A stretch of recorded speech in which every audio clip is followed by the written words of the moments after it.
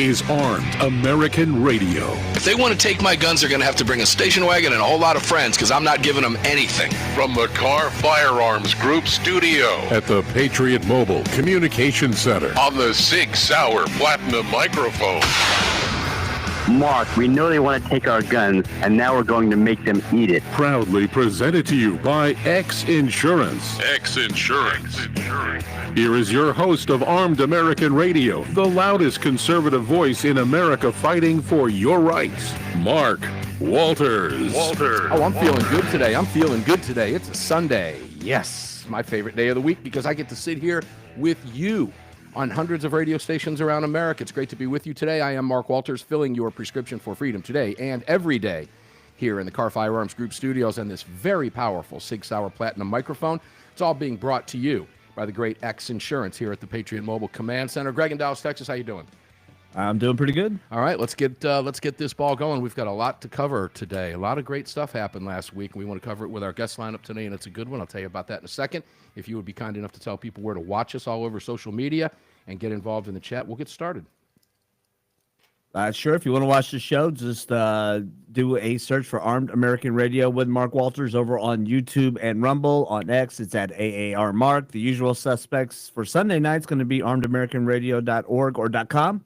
On the right-hand side of that website, you'll see the menu icon. Just give that a click, and when that window opens up, you can select that Watch Live option. If you're driving, please hit that Listen Live link. And if you missed any previous episode of this program, just head on over to the podcast link. If you'd like to join our live chat, all you have to do is head on over to your app store, grab the Telegram messaging app, create your profile, and search for Armed American Radio Conversations. Yeah, you can also catch us over on Facebook, facebook.com/Armed American Radio, facebook.com/Armed American Radio. So we got a good lineup for you, ladies and gentlemen. Alan Gottlieb will be here in just a second. We'll introduce him momentarily. He will be followed by AWR Hawkins, who was at, or may still be, we'll find out when he calls in, at the Reagan Ranch, where he spoke to the high school kids over there today. Just amazing stuff when he gets out there to the ranch. We'll see about playing his entire speech for you on one of the daily shows. He's that good, and it's so good to hear the questions and answers that he gets from these young kids that are coming up behind us. That will be followed by Dr. John Lott in hour 2 and Stephen Gutowski, who had a fantastic segment. Nice hit over on CNN. We'll talk with him about that. So the two of them will be here, and then we've got a classic roundtable. Let's go right to the phones to the great Alan Gottlieb, founder of the Second Amendment Foundation. Alan, how are you, my brother? I am doing fantastic, Mark. Thank you. Well, I tell you, we got a lot to cover with you, Alan. But before we get going, here we go again for the 9th time. The Snopes case in in the Fourth Circuit in Maryland. We are now, I believe, at our 8th or 9th conference. I'm beginning to lose track. Last week, maybe a little bit of trepidation as this thing drags out. I still feel good about it. We will have an answer likely tomorrow morning. How are you feeling about this case this week? Here we just keep going week after week, it seems. Well, just to make sure your listeners understand, because you mentioned the Fourth Circuit, this is a case right now before the United States Supreme Court from the Fourth Circuit, and it's the actually 8th time we've been at conference where the justices decided they're going to take a case and put it before the full court. I don't know, Mark. On one hand, this is a case that should get heard. I have every reason to believe it. It should be there. But 8 conferences is a little unusual. And so what I'm hoping again is that what they're trying to decide is when they're going to hear it, either this next term or have to hold it till the term after because they're having a full calendar. But there is this possibility that they've already decided they don't want to take it, and it's gone through 8 conferences because one of the judges is writing a steaming dissent that they should be taking it. So let's pray that it's just trying to figure out where to place it. It's the case they should definitely take. But I'm sensing, like I mentioned, I'm sensing a slight, maybe I'm not so sure as I was last week, because I'm feeling that way too. I made comments on the Daily Show, Alan, that my 90% is down to about 75 now. While I still feel good about it, again, I still feel, and I'll say it again publicly, that there's been ample time to deny this case. So I still feel better about it than not, but it is beginning to concern me a little bit, and I'm getting that sense you feel the same way. Yeah, I would totally agree with you, because this is a no-brainer. This is a case the court should take. Based on the makeup of the court, they should take it. So I'm not really sure why there's a hang-up at all. at this juncture. And it also could be they're waiting for another assault and bank case as well to come to consolidate with. And there could be lots of reasons we really just don't know. I wish I did know, because obviously, like I always say, a right delayed is a right denied. And this is a case that's been delayed too long. Yeah, it has been delayed too long. Again, I feel good, but not quite as good. I'm just going to leave it at that. If I were a betting man in Vegas, I'm putting my money on them taking the case. Let me put it that way. And I wouldn't hesitate to do that. I just don't know I don't know. But we will never likely know. If they grant cert tomorrow morning, we find out they grant cert in this case, we'll be fine, and we won't really care that the previous 8 times have gone by, or will we? Could it signal a problem in oral argument? No, if they take the case, none of us are going to be that concerned about it. If they take it, at that point, I know we're going to win it. Okay, so there you go, ladies and gentlemen. There's your comfort level right there. If you're a praying person, we need you doing that right now, because when we wake up tomorrow, we're going to be all over SCOTUS Watch on this to find out what happens. And, of course, we'll report that to you tomorrow right away. That'll be the first thing we talk about tomorrow on Armed American Radio's Daily Defense, I can tell you that. Speaking of court cases, let's move quickly over to, I want to go to the Barba v. Bonta case, California Court of Appeals. Assembly Bill 173 mandating the state's Department of Justice disclose personal information of millions of gun owners in its various databases to the California Firearm Violence Research Center at UC Davis. And as the release comes out from SAF reminds us, for purposes other than law enforcement. This to me just seems like harassment. But this information, Alan, includes home addresses, phone numbers, driver's license information, along with a comprehensive firearm and ammunition purchase and transfer history of everybody in California. Where are we with this? What's going on here? Yeah, this, again, is a total invasion of gun owners' right of privacy. There's no two ways about it. And it's not, a head-on Second Amendment case. It's more of a First Amendment case to a large extent. We have a number of privacy violations of gun owner rights happening all across the country. So this is, I guess, the tip of the spear, so to speak, where anti-gunners are trying to harass gun owners, capture data and information, do all kinds of things with it, from messing up you being able to use credit cards to purchase firearms, tracking your purchases on credit cards, to all sorts of other data sharing of gun owners, private information. So this is a leading edge debate that's going on, and an attack on gun rights. And of course, the Second Amendment Foundation is not happy about any of this, and we're fighting all these cases all across the country. It reminds me, this just popped up when I was listening to you talk about the right to privacy. I can remember, and I'm sure you do too, it was many years ago, when the Cleveland Plain Dealer began releasing, and I believe they were one of the first papers in the country to begin releasing the names of concealed carry permit holders in the state of Ohio after the laws changed. This is just vindictive, hateful garbage from these folks. And it's, that occurred multiple times over the years. And I do want to point out, ladies and gentlemen, that the case we're referring to here, Barba v. Bonta, the law in effect, Assembly Bill 173, Second Amendment Foundation filed suit on this case on January 28th, 2022. But this law also permits the California Department of Justice to share the information, and I'll say your information, a lot of people listening in California, allows the DOJ to share your information with other accredited research institutions, which would grant access to all of your private information to unknown persons for purposes, as we said, unrelated, completely unrelated to law enforcement. And Alan, these people wouldn't even know it who had it, would they? No, I mean, this is obnoxious. This is part of the Second Amendment derangement syndrome, where anything they can do to stick pins in gun owners, they do. I mean, let's be candid about it. A lot of these anti-gun fanatics out there hate gun owners more than they hate Trump, as an example. Yeah. When you talk about Trump derangement syndrome, there's a Second Amendment derangement syndrome out there that's just as big. Yeah, and ladies and gentlemen, I'll use this as a perfect segue. I didn't realize Alan was going to go that direction, but it's the way it plays out. I love it. Spontaneous live radio. Talking about Second Amendment derangement syndrome, I'm going to go to Colorado when we come back from this break, because there was a Fox News story up today that I picked up earlier, and I couldn't wait to talk with Alan about this, but this will come up in the roundtable as well. So, Alan, I'll take this now 30 seconds to the break, and we come back, we'll talk about it. But it is truly Second Amendment derangement syndrome. Blue State GOP rep forced to remove a two-way sticker, ladies and gentlemen, from his laptop because the Democrat majorities in Colorado find it offensive. We're talking about State Rep Ken DeGraff, who, according to the piece at Fox, seemed to be mystified by the demand. I don't know. If you live in Colorado and you fight these guys every single day, I'm not sure I'd be mystified, because nothing they do at this point shocks me. I can't imagine it would shock a state rep who's been fighting them every twist and turn. When we come back, we'll get Alan's opinion on that.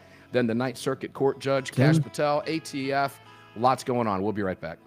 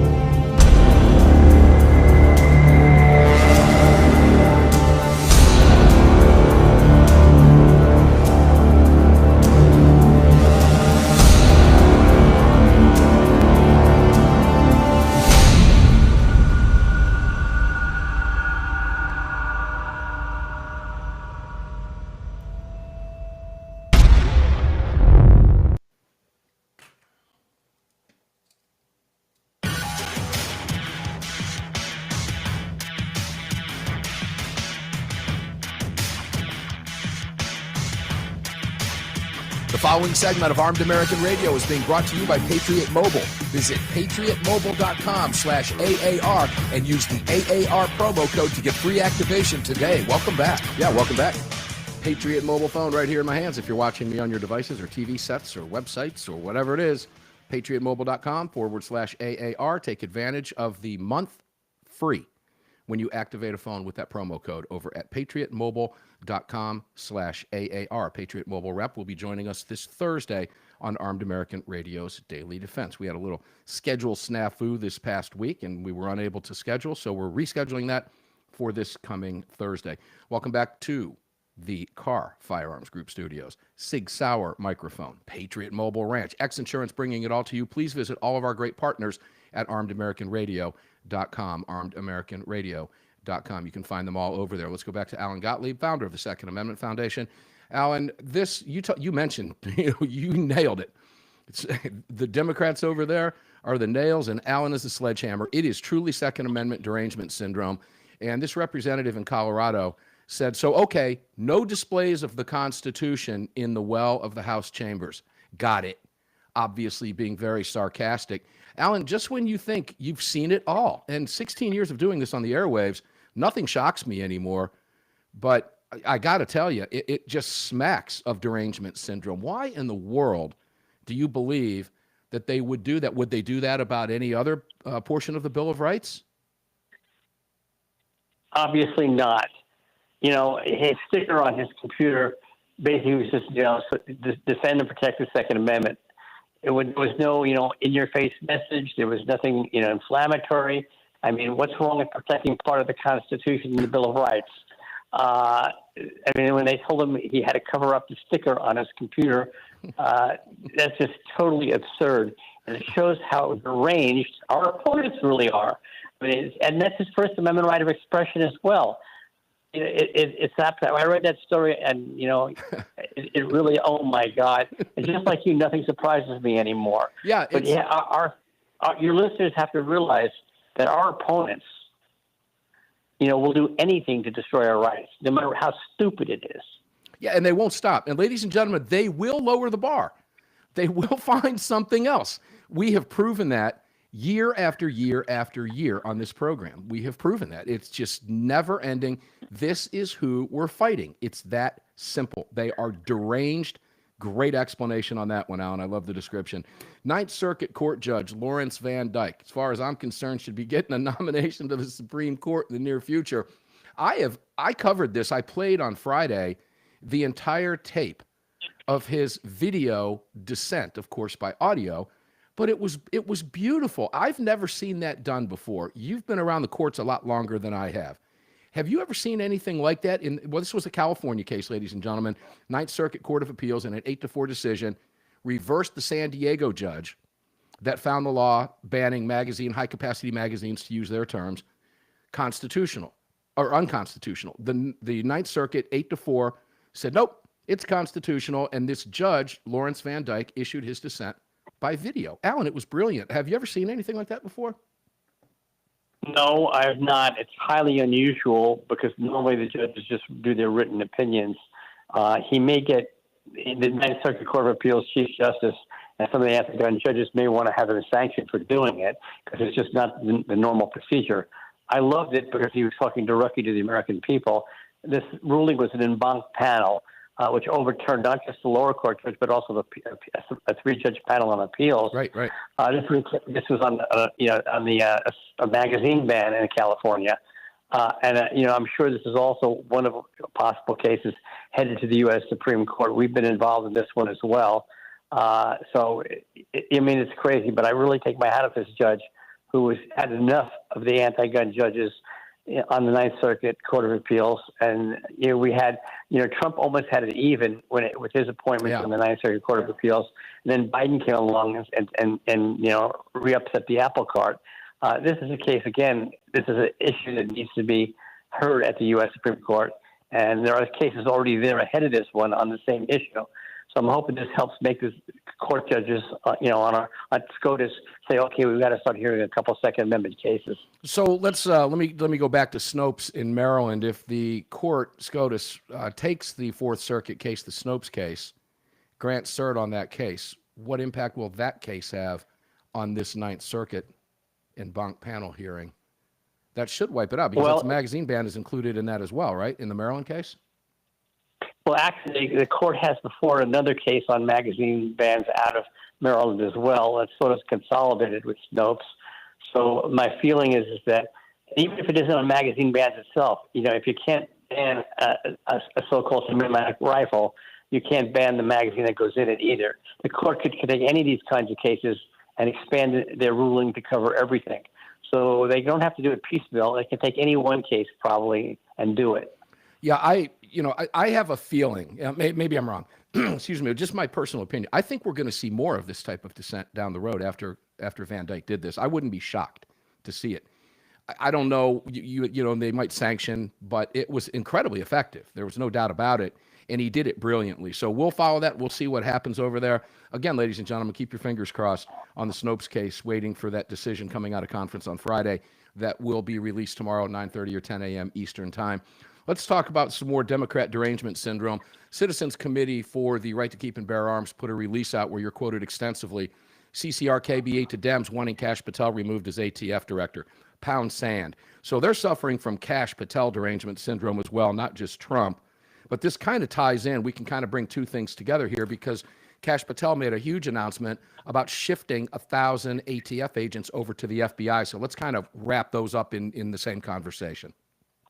Yeah, thank you, Mark. Kash is a great attorney general who definitely supports Second Amendment rights. We totally support him being head of the FBI and currently, acting head of ATF.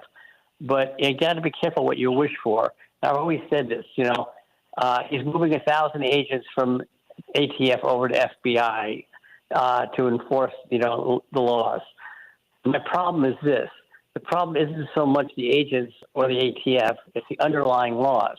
Those anti-gun laws and anti-gun restrictions that get enforced are still on the books. Mm-hmm. My problem is moving these agents over to FBI. One, FBI has a bigger budget than ATF. Two, they have more resources than ATF. So we might be safer and better off if these things stayed at ATF and didn't come over to FBI. So again, you got to be a little careful what you wish for.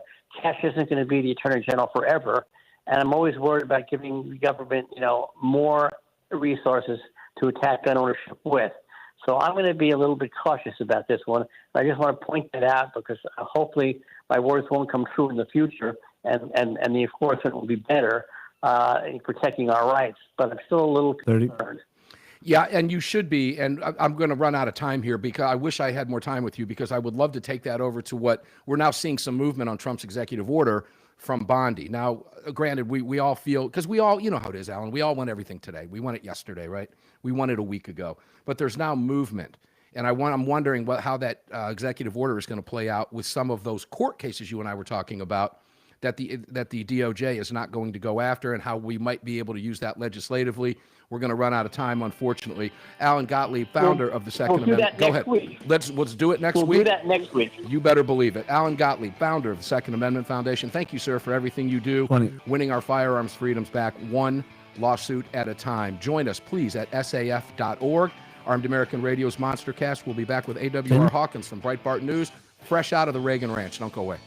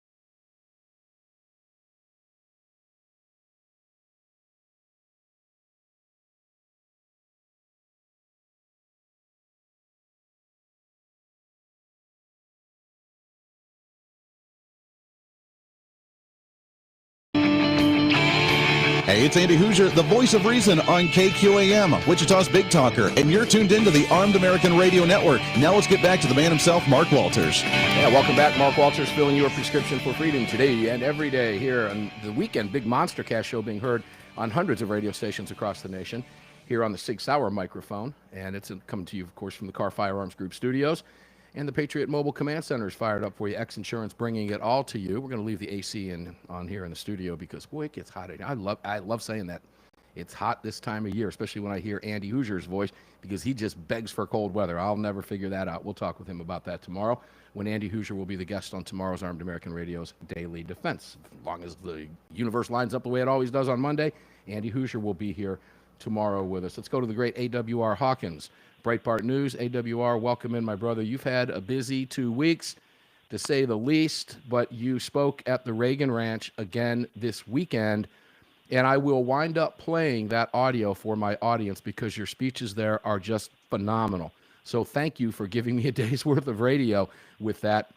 I won't do it here for you, obvious reasons, because we don't have enough time, but we will do that for you coming up this week. We'll play that amazing speech that you gave there. Now, you talk out at the Reagan Ranch, what, a couple times a year? Yes, usually like this in spring and then again in October. And it's fun, isn't it? I know you have a great time. I can see you up there on the stage. And you've got such a receptive audience. These were high school kids this time, not college kids? Yeah. Right, and isn't it hard to believe? The maturity of their questions, the superiority of their intellect. Remarkable. I mean, they're all going to be leaders of some type. And like I told them, they're not all going to be politicians making national policy, but they're going to be deans of colleges and universities, and they're going to be setting curriculum policy and all those things. So they're going to do very important things. Well, you know, with everything we see on quote unquote news, you know, with the indoctrination at universities, and you know that because you taught, when you talk to these kids, that's got to be just a huge shot and a boost in the arm to you, to see and talk to these people and hear these questions from these young kids, isn't it? It's got to make you feel good. It makes me feel good watching it. Oh, yeah. Well, they ask better questions than most adults I'm in a room with. Yeah. And their questions are substantive. So if the listeners do have time, you know, I'll try to get a link to that up somewhere where they can find it. But just look up YAF High School Retreat, Reagan's Ranch 2025. And you ought to be able to find my speech in there. And after I give the speech, then there's about 25 minutes of questions and answers. It'll blow your mind. Yeah, they're really good. In fact, you know what I'll do for you, ladies and gentlemen, if you want to follow at AAR Mark on Twitter, many of you are watching on Twitter, I'll go ahead and tweet that out during the break, or X that out, post that on X, formerly known as Twitter, to help you get that word out, because it's just really fun to watch. It's really encouraging. And it makes you feel good about where we are, ladies and gentlemen. It's not all doom and gloom, and that's good to know. Let's go to the top story up that you have right now. And I want to give you a comments that you maybe you were listening, maybe not, but I'll tell you what Alan Gottlieb just said. Report Kash Patel to cut as many as 1,000 ATF agents. He's going to move those over to FBI. Alan said, you know, that's good, but we have to be careful what we wish for because the laws are still on the books. So could this be a double-edged sword? I think it's a great move. And I think it's the first step in abolishing eventually the ATF as we currently know at AWR. But I understand where Alan's coming from on that. The laws are the most important thing because they're still enforceable if they're on the books. Right. No, I agree. But I think we get rid of some of these rogue enforcers who kick in doors and kill people. And I'm not even being facetious. No, it's true. We can get rid of some of them. That's not a bad play. And if they're so pumped up and ready to go, stick them. What he's going to do is move them from the ATF to the FBI. Let's do it. Get them over there, give them a new mission, and let them be pumped up. Let them kick in some doors of terrorists. Let them kick in doors of high-profile, heinous criminals. Let's do that. That's perfect. And they might actually help. They might actually be able to bring that job to a close. But I believe this is a great move. I believe it is not an either or, but a both and, though. I believe we need a reduction in the number of ATF agents and, as Alan said, we need a repeal of numerous gun control laws. So I do believe we still have work to do for sure.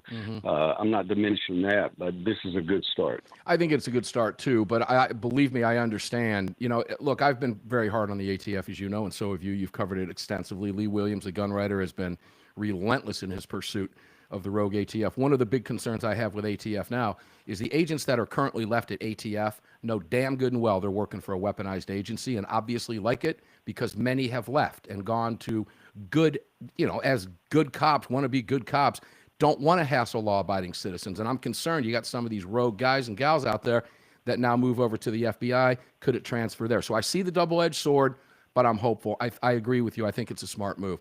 What happened in New Mexico, by the way? This is obviously 18 people shot during a quote-unquote unauthorized car show. 50 to 60 handgun casings were found, as you said. This is not getting the news coverage that you would expect. So there's that. Tell us about this. Well, why would it get news coverage? I'm not being smart, Alec, but I'm saying it doesn't fall into the template. Oh, so you know, the early reports on it talked about the quote unquote mass shooting in Las Cruces. Well, it's not a mass shooting. It's two groups of kids, and that's usually terminology for two gangs. And they had a fight, and after the fight, they start shooting at each other. That's not a mass shooting. And so I believe they can't get the momentum behind it they would normally get because people look at it and they know there were multiple shooters. They know they were using handguns, not the dreaded black rifles. And so there's really no traction to get here. So you got three folks died, and, well, that's it. They're dead. And move on. What's the next story? Yeah, and as you quoted from KRQE, they noted that cops indicated in Las Cruces, ladies and gentlemen, and I quote, two groups with a history of problems with each other. Yeah, we know what that usually means. So that's why they can't take advantage of this, ladies and gentlemen, to do what they want to do and twist it to fit their mass shooting agenda to come after your rights. It's a little surprising that it's not getting more coverage than I thought it would, but nonetheless, it makes sense as to why. Now, I've been waiting to talk with you about this one. The Ninth Circuit judge, I had a conversation on the daytime show. I played Lawrence Van Dyke's entire video, the audio clips of his video on his video dissent. Gottlieb and I spoke about it. You know, I had to ask Alan. He's been playing this game, as you know, for a lot longer than the two of us combined. And Alan had never seen anything like this either. He may get sanctioned by the court, but big deal. That's kind of like a judge saying the jury is instructed not to pay attention to what they just heard. Okay? I have a feeling you're going to start seeing more of this from other judges who want to try to make a point. This was brilliant. I want your thoughts on this. Well, I think I can't remember who asked me, but I said, do you remember when college professors used to say crazy things, not occasionally, but every class? When they quit doing that, when they started getting recorded, when students with smartphones started posting the garbage they're saying, fortunately, even now, we see college professors get fired for their pro-Hamas or pro-Palestinian or anti-Israel. I should go anti. It's the the anti-Israel, the anti-West, the anti-America. And that's exactly what I'm hoping, like you are, that he can use this vehicle as an avenue to get around everything and say, hey, this is how confused my colleagues are on the basic workings of a firearm. Yet they want to pass gun control laws. And it's a beautiful thing. It's a beautiful way to shame the other side into either A, compliance with natural law, or B, silence. Either one of those is fine with me. I like silence a lot because I hate hearing the leftist yap. But I'd like to have both, compliance with natural law and silence from the left. Yeah, I don't know that we'll get that. I would love to know, and we will never know, sadly, but I would love to know if some of those on the majority in the Ninth Circus out there, after seeing their colleagues' video, might feel stupid, as they should, because they were just utterly schooled by someone who actually understands firearms intimately and understands the Constitution and literally picked them apart on camera. Will they sanction him? Probably, because they don't like what he did.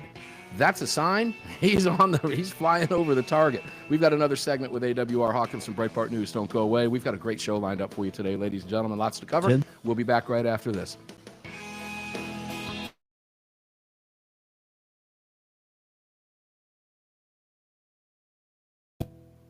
And our video production is eating the Breyers ice cream right in front of my face. I love it.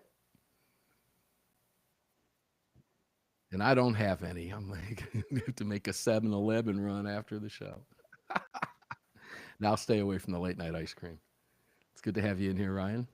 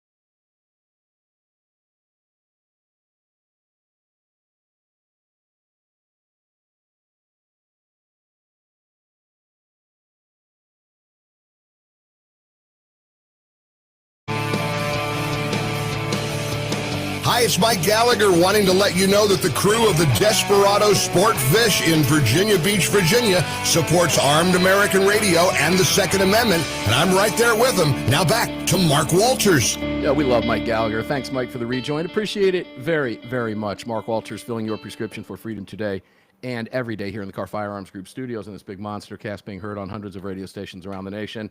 Of course, coming to you on the SIG Sauer Platinum microphone, brought to you by X Insurance at the Patriot Mobile Ranch. Please go out of your way, please, to support all of our great partners that make the show possible for the last 16 years and the upcoming 16 years. April 26th marks our 16th year anniversary. April 27th will begin the march towards the next 16. beginning at our 17th year, and we couldn't do it without our partners. You can find them all at armedamericanradio.com. Now, I want to mention Daniel Defense real quick. If you've not gotten on the email list at Daniel Defense, you've got until Friday the 28th to get involved, but you got to be on the email list for the gun giveaway, the icebreaker. You've got to see it. It's sold out, but they have one. And it's going to one winner, and the last day to get involved is the 28th, coming up on Friday. So make sure to get on that email list. Visit DanielDefense.com, DanielDefense.com. And if you want to fill those guns with all kinds of cool stuff, Bud's Gun Shop's got you covered. BudsGunShop.com, BudsGunShop.com, and AmmoSquared.com. AWR Hawkins, welcome back, brother. Good to be back, buddy. So, quick question before we close out on this judge in California. Do you believe, like I do, that we're going to see more of this as a result? I hope we do. That's how I'll word it. I hope we do. Yeah, I agree. Because that's why I use that analogy with the professors. Leftists are by nature cowards, and they are also people who, of their own accord, cannot succeed. That's why they need leftism as a vehicle. And so you'll get these professors who are preaching this anti-American stuff. What are you looking at? You're looking at a 340-pound woman with a mustache Tom Selleck is jealous of, telling me that there's no such thing as gender. So once I can record her and put that on the internet, she'll shut up. And I think you're going to get the same thing here if we can get more and more judges stepping up to explain the left. The left does not know a difference between a revolver cylinder and a spark plug. You know, when I was watching this, I made the comment on Friday. It almost looked like he was filling out a job application for a SCOTUS nomination. Because I'll tell you what, this is a guy you want who gets it. So let's just leave it at that. North Carolina residents, a number of stations tuned in North Carolina. We love you guys, neighbors right up the road from me. North Carolina Senate just passed constitutional carry by a vote of 26-18 AWR, Republicans voting for it and every Democrat opposing it, but it didn't matter. Is this going to be the 30th state? Are we finally feeling good about North Carolina? Where do you think we fall here? I mean, we'll just have to see. Have to see what the governor does, but I feel good about it. I'll be shocked. I will be shocked if it doesn't make it to the governor's desk. And we'll see what happens. But yeah, I agree. It's moving. They won it this year, and they put it up, and the Republicans just banded together and determined it's going to happen. I hope you're right. I hope you're right. Movement now on Trump's executive order on a lot of different fronts. There was some big news last week we covered on Armed American Radio's Daily Defense. And, of course, the Giffords organization is all going haywire in their Trump derangement syndrome and their love for the ATF and everything that they do. And, of course, you and I have talked about Alabama's Governor Kay Ivey just signed a gun control, well, it is a gun control, banning devices known as the Glock switch, is what people call it, that are already illegal. And Giffords is out there applauding this move. Can you tell me what the point of this was? For what reason would a governor do this? I have no idea. I'm literally bewildered. You've got a device that's already banned. And so Republicans in a state that has been known for being anti-gun control cross the aisle to vote for gun control. I have no idea. Can't figure it out. And Kay Ivey, I can't figure it out. Money. She's been a stalwart for the Second Amendment, and something hit, and boom. Whatever it was, that's what happened. I don't know what it was. I don't even venture a guess just because I have no idea.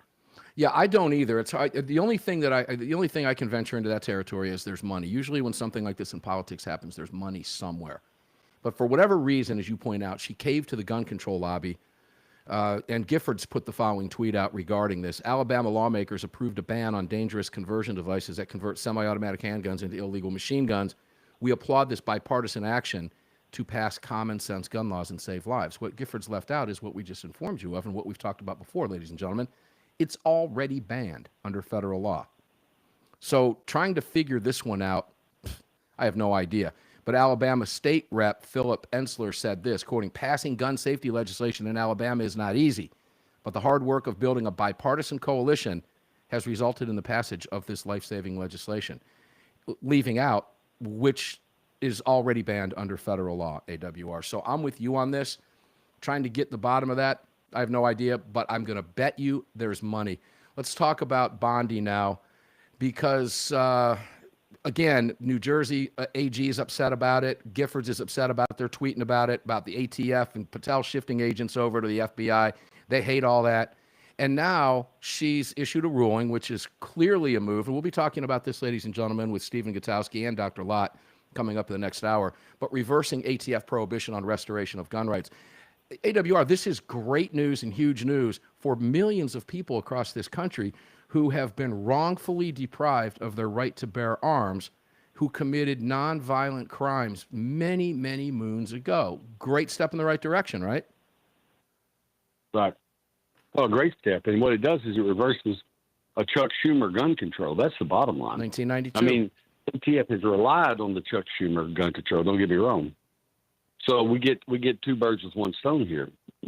Chuck gets his upcomings right here, and ATF gets theirs too. And so that's how it is. But there are certain things in life that you'll debate about. Let's debate. Maybe there's a middle ground. There is no middle ground in my mind. If even a felon, if he's a nonviolent felon, or she is, why do they lose their gun rights? And completed their sentence. I mean, we've got to make that point. Sentence completed. Yeah, that's it. Add that.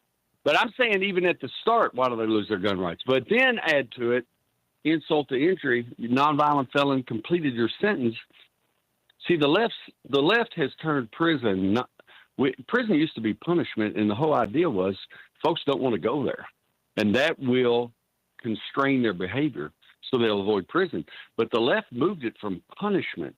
They moved it from punishment to rehabilitation. Mm-hmm. And so once they did that, folks don't mind going. And so now you get folks out of prison, and the left says, well, they went through our program, so I'm not sure they're good to go yet. Well, that's tough. That's tough. That's not fair. If they did their time and their crime was nonviolent, how can you deny them natural rights?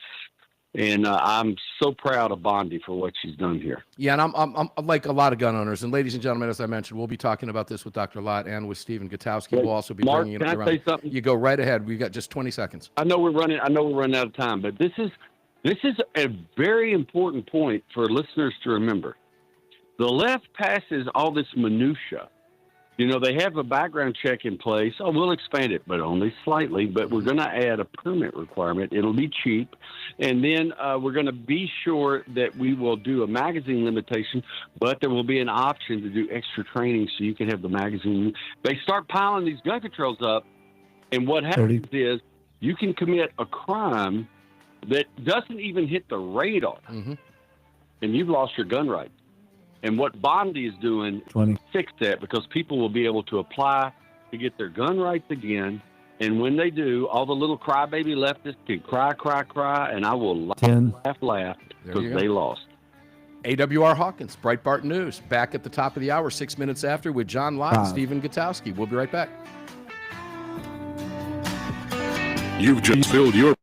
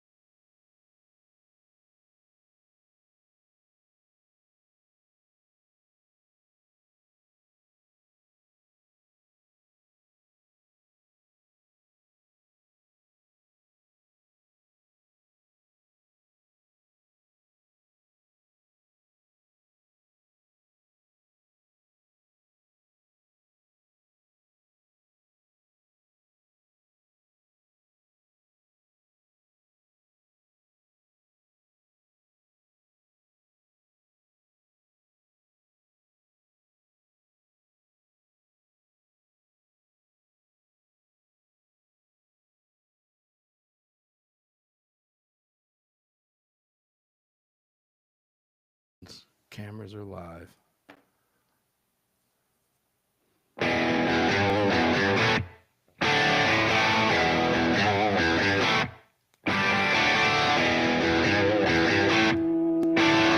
This is Armed American Radio. If they want to take my guns, they're going to have to bring a station wagon and a whole lot of friends because I'm not giving them anything. From the Kahr Firearms Group studio At the Patriot Mobile Communication Center. on the SIG Sauer Platinum microphone. Mark, we know they want to take our guns, and now we're going to make them eat it. Proudly presented to you by X Insurance. X Insurance. Here is your host of Armed American Radio, the loudest conservative voice in America fighting for your rights, Mark Walters. Hour 2 begins right now. If you're just joining the broadcast, welcome. If you're rejoining the broadcast, welcome back. It's gonna fly by, ladies and gentlemen. I can tell you by how fast the first hour went. Great information from the great Alan Gottlieb, founder of the Second Amendment Foundation, followed by R Hawkins. Both of those men were on fire. A lot of great information. We're going to continue the discussion with a huge lineup. Dr. John Lott will be here momentarily, followed by Stephen Gutowski from The Reload.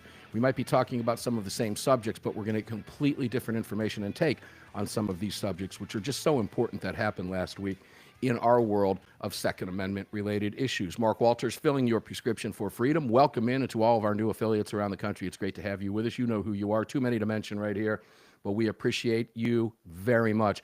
And all of our partners that make it possible. Of course, we're coming to you from the Kahr Firearms Group studios. Justin Moon, the CEO of Kahr Arms, will be here in the next hour. And they're all available for you at armedamericanradio.com. We're in front of the SIG Sauer microphone. We're at the Patriot Mobile Command Center. X Insurance is bringing it all to you every single day on Armed American Radio's Monster Cast here on this huge program and the weekday show, Armed American Radio's Daily Defense. Greg in Dallas, Texas, welcome in. Welcome back. Hour 2, here we go. Flying right along, brother. Absolutely moving right along. Where can we watch the program and all that fun stuff and participate in the chat? And we'll go to the phones. Yeah, sure. If you want to watch the show, just do a search for Armed American Radio with Mark Walters over on Rumble and YouTube. At X, it's at AAR Mark. You can also head on over to armedamericanradio.org or .com. Right-hand side of that website, you'll see the menu icons. Just give that a click, and when that window opens up, you can select that Watch Live option. If you're driving, hit that Listen Live link, and if you missed any previous episode of this program, just head on over to the podcast link. If you'd like to join our live chat, all you have to do is head on over to your app store, grab the Telegram messaging app, create your profile, and search for Armed American Radio Conversations. And I get to tell you about Facebook. You can also watch us live at Facebook. It stays up there if you miss it. And by the way, if you love listening to the program, and millions of you do, here's the deal. Subscribe to Armed American Radio on your favorite podcast platform, and you will never miss a live episode ever. 6 days a week, now in our 16th year on the nation's airwaves, and our social media is blowing up, and we appreciate it. Follow us over at AAR Mark on Twitter. Join the nearly 90,000 of you over on Facebook. That's down from 110, but that's okay. It's rising. It's going in the right direction. That's a great thing. As Greg said, you can watch us over at Rumble and YouTube, and those numbers are growing as well. So you can help us. Like and share everything that you see. We appreciate it very much. Dr. John Lott, founder of crimeresearch.org, joins us now. Dr. Lott, welcome to the program, my friend. Always a pleasure, John. Well, thanks for having me on. It's great to talk to you. Always a pleasure to talk to you. So, boy, there's a lot going on here right now. John, are you familiar? I want to go here first. Are you familiar with the Ninth Circuit Judge Van Dyke that gave the audio clip of his dissent in the? Oh, I did the video. Yeah, sure. What do you know? I was talking with Alan about that. I was fascinated by that. I played the audio, 18 minutes of it, on Friday's Daily Defense. I found it fascinating. And Alan had never seen it done either. Now, of course, he mentioned that the guy might be sanctioned. You know, I think we're going to see more of it. It's not going to shock me if the Ninth Circus, who just got schooled by this judge, who may very well have been filling out a job application for a Supreme Court nomination because he was spot on with his analysis. But have you ever seen anything like that before? And what do you expect going forward? I think we're going to see more of that down the road, maybe. Well, technology advances. No, I mean, nobody's done that before. He said that this was part of his dissent. He felt it was necessary to kind of do a little bit of show and tell with regard to the dissent rather than just trying to explain it, because he felt that the Democrats on the Ninth Circuit, which the Democrats control that circuit, don't understand how guns work. Maybe they don't want to know or pretend that they don't know. But so he tried to give them, as you know, a little bit of a basic primer in how guns work. So semi-automatic guns. So, hopefully, I don't think it'll be the last, but he's been outspoken many times in the past. It's in different ways. He's somebody who is well known, and he's somebody who has been considered for the Supreme Court by a Republican for a while. So, this isn't the only time he's kind of raised his profile. He's complained many times about how the Ninth Circuit has kind of not followed its own rules in order to try to undo Second Amendment type cases. And, so the fact that they would sanction him for having kind of a show and tell as part of his dissent, I suppose that wouldn't be too shocking. Hopefully they don't do it, but I'm not really clear what really major things they can do to him other than to scold him. And what difference does that make? Quite frankly, the analogy that I used when I was talking with Alan is it's kind of like it's a judge telling the jury, disregard what you just heard. Okay, well, you've already heard it. He's already given it. We've already talked about it. It's already out there. Let him sanction him. I don't know if it's going to hurt his career. In fact, I think in conservative circles, it might just blow his career up. But one of the most important things Alan pointed out, and you've discussed it here before, is Biden, Trump had nearly flipped the Ninth Circuit. And, of course, Biden comes in and flips it back, okay? So a judge like this on the circuit is powerful. We need somebody like that. I mean, I'm hopeful that at some point down the road, I don't know what how many openings there are, but I'm hopeful at some point in time over the next 3.5 years that Trump is able to flip that circuit again and really put that thing on the right track. He didn't. Trump wasn't able to flip it. He got it close. Close, right. And Biden's appointed more people to the circuit there. Right now, it's theoretically possible for Trump to be able to at least get into a tie. There's one Clinton nominee. I said Clinton or Obama nominee, but it's somebody who's like 77 years old. So, of course, the oldest Republican on the circuit is like 82 years old. So, and my guess is the 77-year-old will basically hang on as long as he can in order to keep. Because if Trump can replace a couple of the Democrats that are there, he could flip it. Biden pretty much just kept it the way it was. I think everybody that Biden got on the court were already Democrats.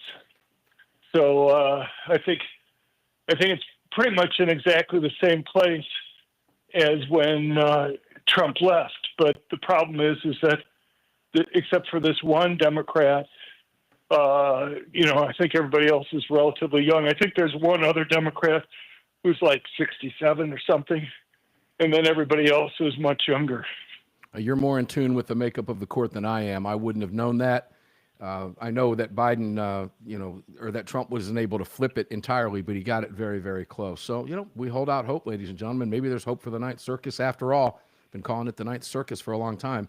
It still remains the most overturned circuit court by SCOTUS in America. So, but it really makes a big difference, John, in the three judge panels we get, right? That makes a big difference because we win them in a 3-judge panel from time to time and then lose them in an en banc hearing. And that's where it becomes very, very important for us. So we'll keep our eyes on that. Obviously you know that the Snopes case was back in conference again on Friday. Alan's beginning to show a little trepidation there because it's now the 8th time that it's been before the court. I still feel good about it. He still feels good about it too. Of course, like you and I both, I think we are in the same line makeup here, that if the court takes the case, I think we're going to win the case. And Alan made that pretty clear. I'm still betting on him taking the case. I think they've had ample opportunity to deny cert, but is your mind changing at all as this continues to drag out and go to conference after conference after conference? Is there any threat to them not taking it now more than the last time we talked on the air? How do you feel about it?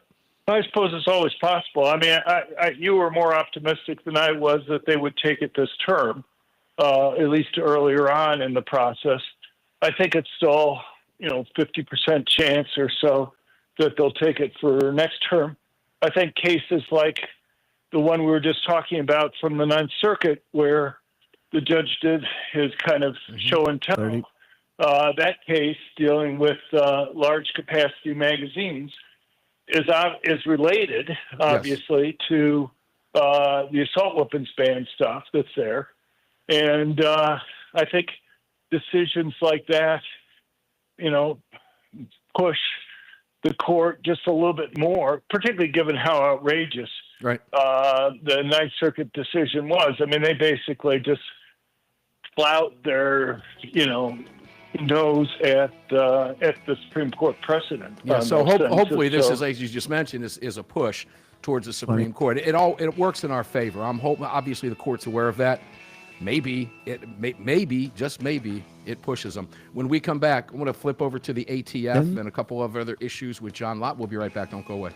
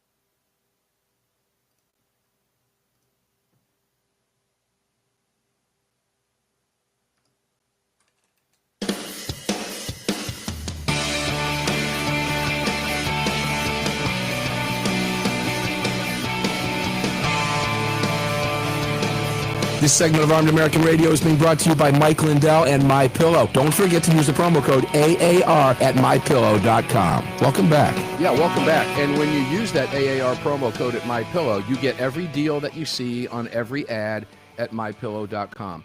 Support the company. That they have been with us for a long time, ladies and gentlemen. A long time, well over a decade. We love them over there. There's just a fantastic group of people in Minnesota at the MyPillow facility up there. Support them. They have fantastic products, great deals. Take advantage of them and use the AAR promo code. You get the same deal, and it just says, hey, I want to thank you for supporting my right to keep and bear arms, which is why that code is there. So please do so. We appreciate it. They appreciate it. And it's a win-win for everybody all the way around. Don't forget the rest of our partners. Patriots Relief is another one. And I actually ran out of the paste that I use, and I'm just screaming about it. I could have used it right before the program today, but that's okay. Fear not, Mark A. I've got more coming. So when it gets here, because I live with that stuff, it works. PatriotsRelief.com, PatriotsRelief.com. If it works for me, it will likely work for you as well. If you have any aches and pains like I do, where I had some surgery on an elbow and all that, the stuff works wonders. PatriotsRelief.com. Don't forget HeavensHarvest.com, DefenderCoffee.com. And we'll talk more about our other partners, including Emerson Knives. You can visit them at emersonKnives.com. Promo code AAR, get 10% off. Bud's Gun Shop online, BarrelBuddy.com, Ammo Squared, more about all of them. Please visit them all and support them. And we've got a great promotion coming up with Barrel Buddy. We'll be announcing that sometime in early April, and it's going to be huge. One of you is going to walk away, or a couple of you are going to walk away, let's just say, with a great product for a long time coming to you, okay? So make sure to check out armedamericanradio.com for all that great information coming up in the future. All of our partners are right there. Dr. John Lott, welcome back, my friend. Always a pleasure. Let's shift gears over to the ATF. There's a lot of movement there, and we've talked about this both on air and off air, John. Patel is now shifting 1,000 agents from ATF over to FBI. Now, when I was talking with Gottlieb, he threw something out there, a nice talking point that I hadn't considered. And he said, I just want to be a little bit cautious here, because you got to be careful what you wish for.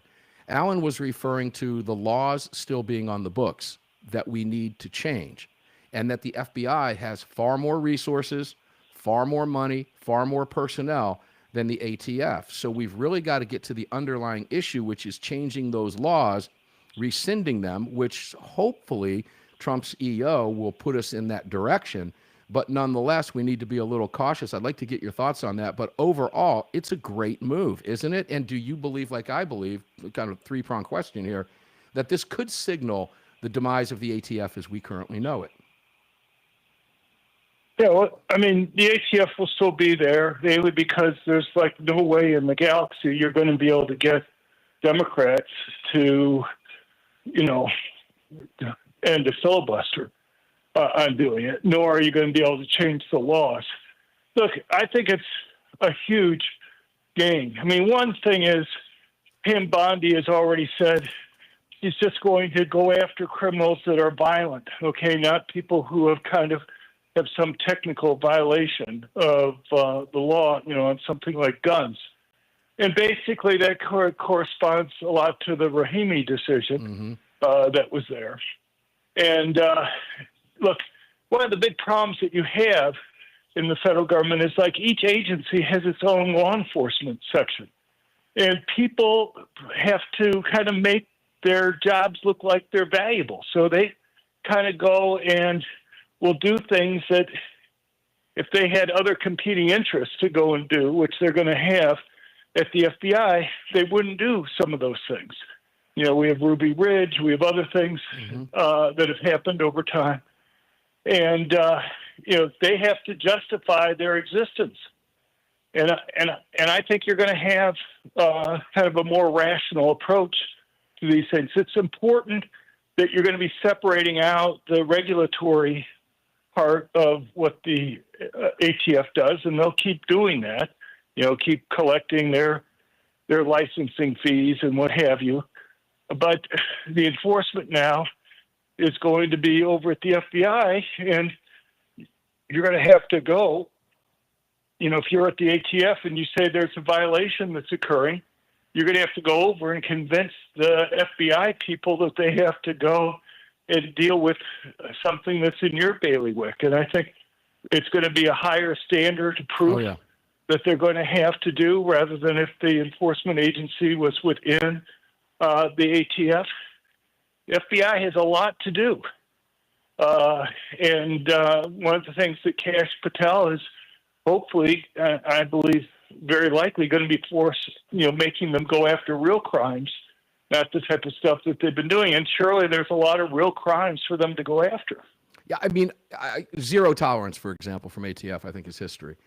You and I both know Kash. I don't know Dan Bongino, but you do, I believe. And I feel very comfortable with both of those guys. I don't think you're going to see the ATF get a green light to do anything near similar what they were doing from their quote-unquote zero tolerance policy at this stage of the game anymore going forward. Now, will 1,000 agents shift it over? How badly do you think that will weaken the ATF from an enforcement standpoint?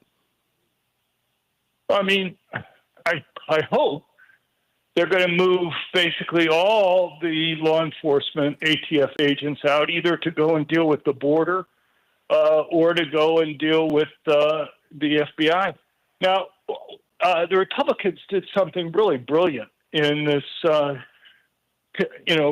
continuing budget resolution that they got through that basically allows the government to operate until September. And what they did was normally, or always up until now, the government has kind of had this line item, $10 billion on this and $5 billion on this and $3 billion on this and $100 billion on that. And they micromanage what the spending has to be. What they've done in this continuing resolution is just say, okay, the Department of Justice as a whole has so much money, and the Department of Education has so much money.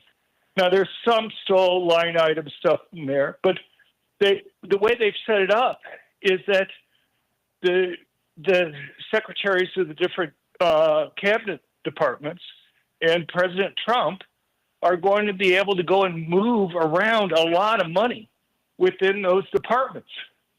And so that's going to be able to let Elon Musk's Dodge accomplish things that it wasn't going to be able to accomplish otherwise. And, moving things like agents around are, they have a lot of flexibility that they wouldn't have had just a short time ago. Yeah, I think you're right. I can't argue with any of that, be honest with you. I'm hopeful. Like I said, I agree with you. I don't think the ATF is going to go away. But if we reduce its regulatory enforcement capabilities the way they've been doing, I think you see the harassment of law-abiding citizens come to a screeching halt. John, we're getting they have like 2,600 employees or something at ATF, and they're moving 1,000. It looks like the article at CNN had some pushback about whether it was accurate or not. But, if they move 1,000 over there and I don't know exactly how many law enforcement agents that they have at ATF, but I have a hard time believing it's a lot more than 1,000. Yeah. Well, if you move those, there's not going to be really much, if anything, left. I hope there's nothing left there. Well, John, I have to stop you there. I'll leave it at that. I hope there's nothing left there. I agree with you. I hope there's nothing left there. John Lott, crimeresearch.org. Thank you, brother. We're calling this one an end. We'll be back.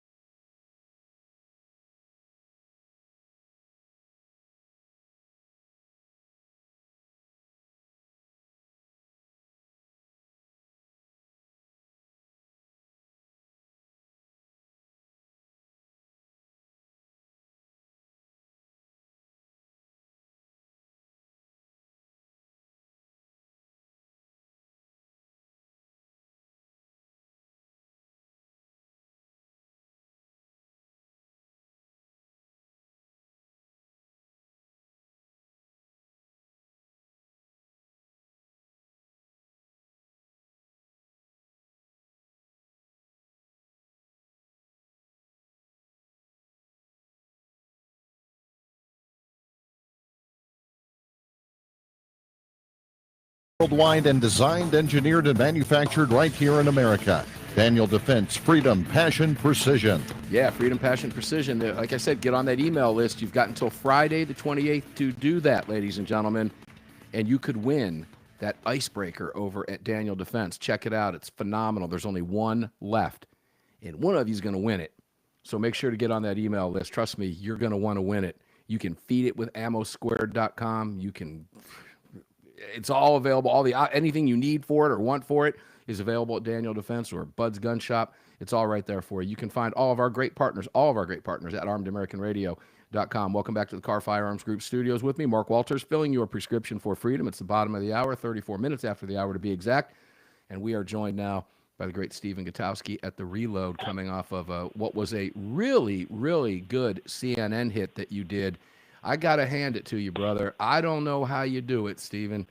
I don't know how you maintain your cool, but you do a remarkable job over there. So thanks for being here to talk a little bit about it. Welcome in, bro. Hey, thank you. I like that introduction to the great Stephen Gutowski. I appreciate that. You are the great Stephen Gutowski, and I'm loving your hair too, man. I'm loving your hair. How long you been growing that? Longer hair. Yeah, you got that going on. I'm wondering. Greg wanted me to ask you. He asked me during the break. He said, "I wonder if Stephen's coming down off that Philadelphia Eagles win yet. Are you still on that high kick over there?" Oh yeah. No, I'm still feeling good off that one for sure. All right, good deal. Well, listen, you have covered more than we have time for at the Reload, and I'm at a point with you. I'm just like, what do you think is the most important? I'll flip it over to you, because you've got it all covered, and I think probably some movement on Trump's executive order might be a good place to start with you, because you've written extensively about it, and you've been very even-keeled about it, right? We're not moving fast enough. Gun owners don't feel, or some of the large groups don't feel he's moving quick enough. But the moves he's making, I'm gathering that you like what you're seeing, and it seemed to shock CNN a little bit, and you just did a great job handling that. Take it away. Yeah, I mean, look, it's I wouldn't say there's been a ton of immediate action yet, right? Especially if you compare it to how aggressive they're being in other areas. Whatever you think of what they're doing, they're being very aggressive, and so they're going a little bit slower here. However, I would say this week, it's not so much even what they did. They did put out the first rule about gun rights restoration and sort of making a plan for a plan to get that going again, which is movement. But it was more the appointment of the new chief counsel at the ATF that I think signals they're seriously going to use the regulatory mechanisms at the ATF to make future reforms because of who they put in that spot. Would you explain that, please? We were talking about Robert Leiter. Would you explain that a little bit for listeners who might not be clear on what you're talking about? Absolutely. I mean, Robert Leiter, as you mentioned, is the guy they picked. Now, he's a professor at George Mason University, but he's a Second Amendment scholar and well known as a gun rights advocate, but also an expert on administrative law. So he understands how federal law around guns works and how the ATF's regulatory mechanisms operate. And that's important if you're interested in seeing changes that, maybe not grab the most headlines, but have a better chance of surviving, court scrutiny and things like that. So what makes you think the Democrats are going to give him any court scrutiny? That's a tongue-in-cheek question, because he's had more injunctions filed against him at this stage of his presidency than most have in a 4-year term. It's ridiculous. But no, you're right about that. But does that signal to you that the entire makeup of the regulatory body itself is fixing to change, as we say, south of the Mason-Dixon line? Yeah, I mean, with somebody like Leiter in there, look, it's still going to take potentially significant political will to push through reforms, like you saw what Biden did during his time.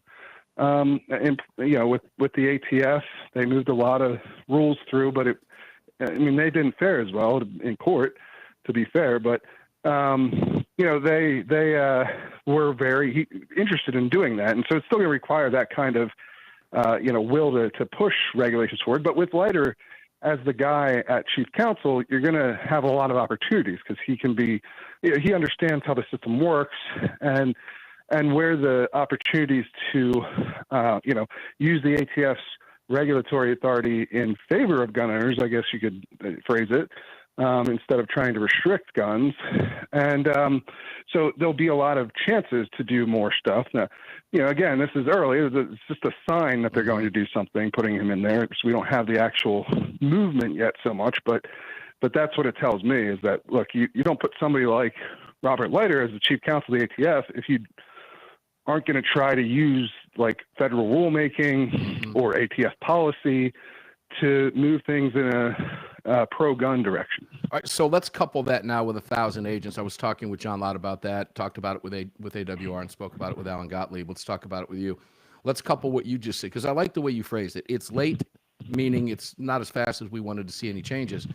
But as you stated, well stated as well, it's more of a plan to make a plan than an immediate action. But being realistic, isn't that what we have to do? Is have a plan to make a plan going forward?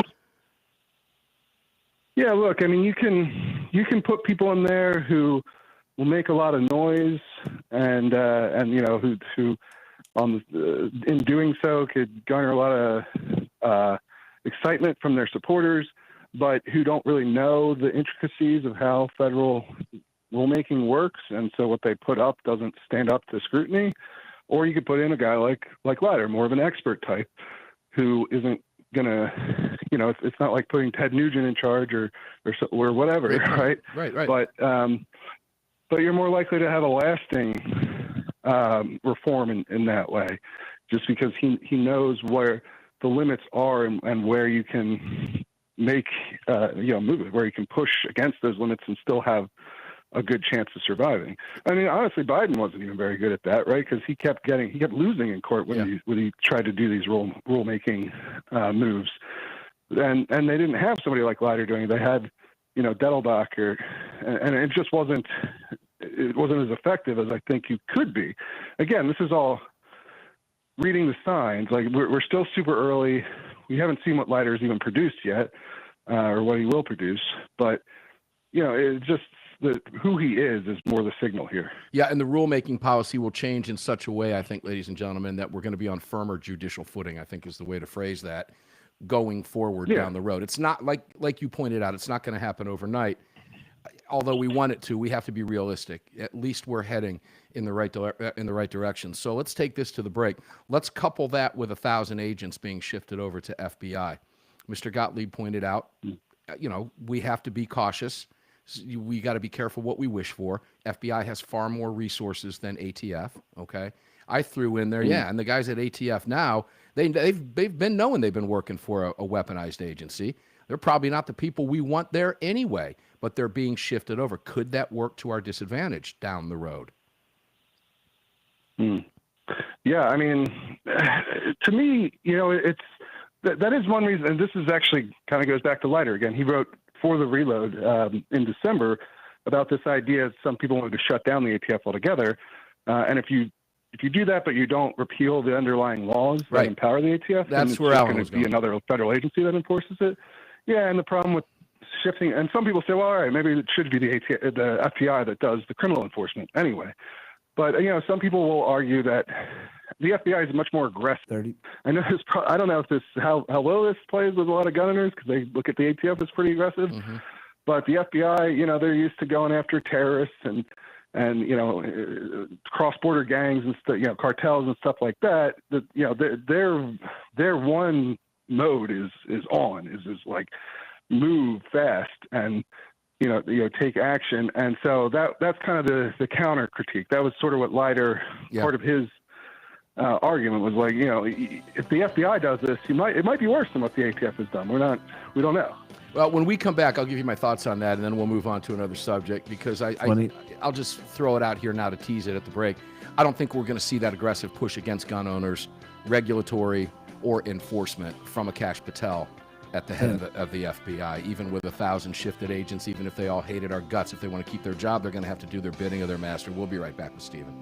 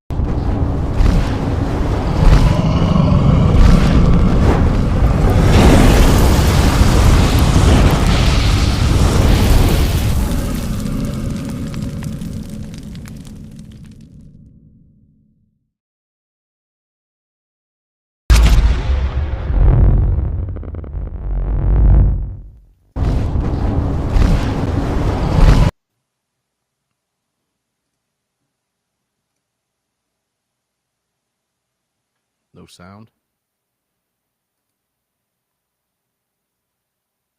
No feed.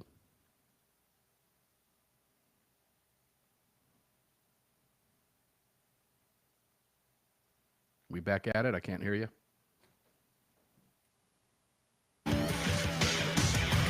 Good luck, go. Welcome in, guys. Armed American Radio's Monster Cast continues. One more segment with Stephen Gutowski. Greg and I were talking during the break. Flying right by today, ladies and gentlemen. I hope you're buckled down, but some great information for you today here from the Kahr Firearms Group studios. Let's continue the conversation with Stephen Gutowski from The Reload, also CNN contributor. Again, I want to commend you. That was a great hit you did on CNN. They're all good. I watch them all, and you just do a phenomenal job. So I want to go back to that. I kind of teased that at the break. You know, the shifting of the agents and all this. I don't think we're going to see, I don't feel any semblance of fear, Stephen, because of who's heading the agency. When you take a look at Kash Patel, yeah, I mean, I know Kash, I think you know Kash, and you probably know Bongino, but I don't feel the threat. I just don't feel the threat. Sure, that's understandable. I mean, you know, the agents have to answer to the political appointees, so right. If you trust Patel and Bongino, then yeah, it makes sense to be a bit more at ease over something like this. You know, compared to the kind of warnings we were discussing earlier. To me, you know, this suggests, and this is apparently, you know, a temporary shift of agents to to focus more on immigration enforcement, which was foreshadowed, you know, I think a month and a half ago when Trump sort of gave ATF agents more authority in immigration enforcement. And so, one thing it says to me is, you know, this goes back to kind of what we were talking about at the very beginning of, like, moving a little slower on this. I think it's further down their totem pole of priorities, right? And so in cases where the two might, you know, you have two different priorities that may be in some kind of conflict, and not necessarily that that's what is happening here, but you know, if immigration enforcement is a higher priority than, you know, reforming the ATF or firearms enforcement, you're probably going to see them go towards immigration enforcement. Right.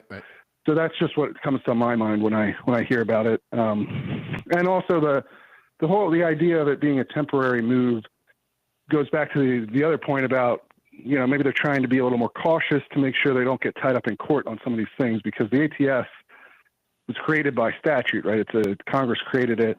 The president doesn't have the authority to dissolve it and merge it into the FBI without legislation.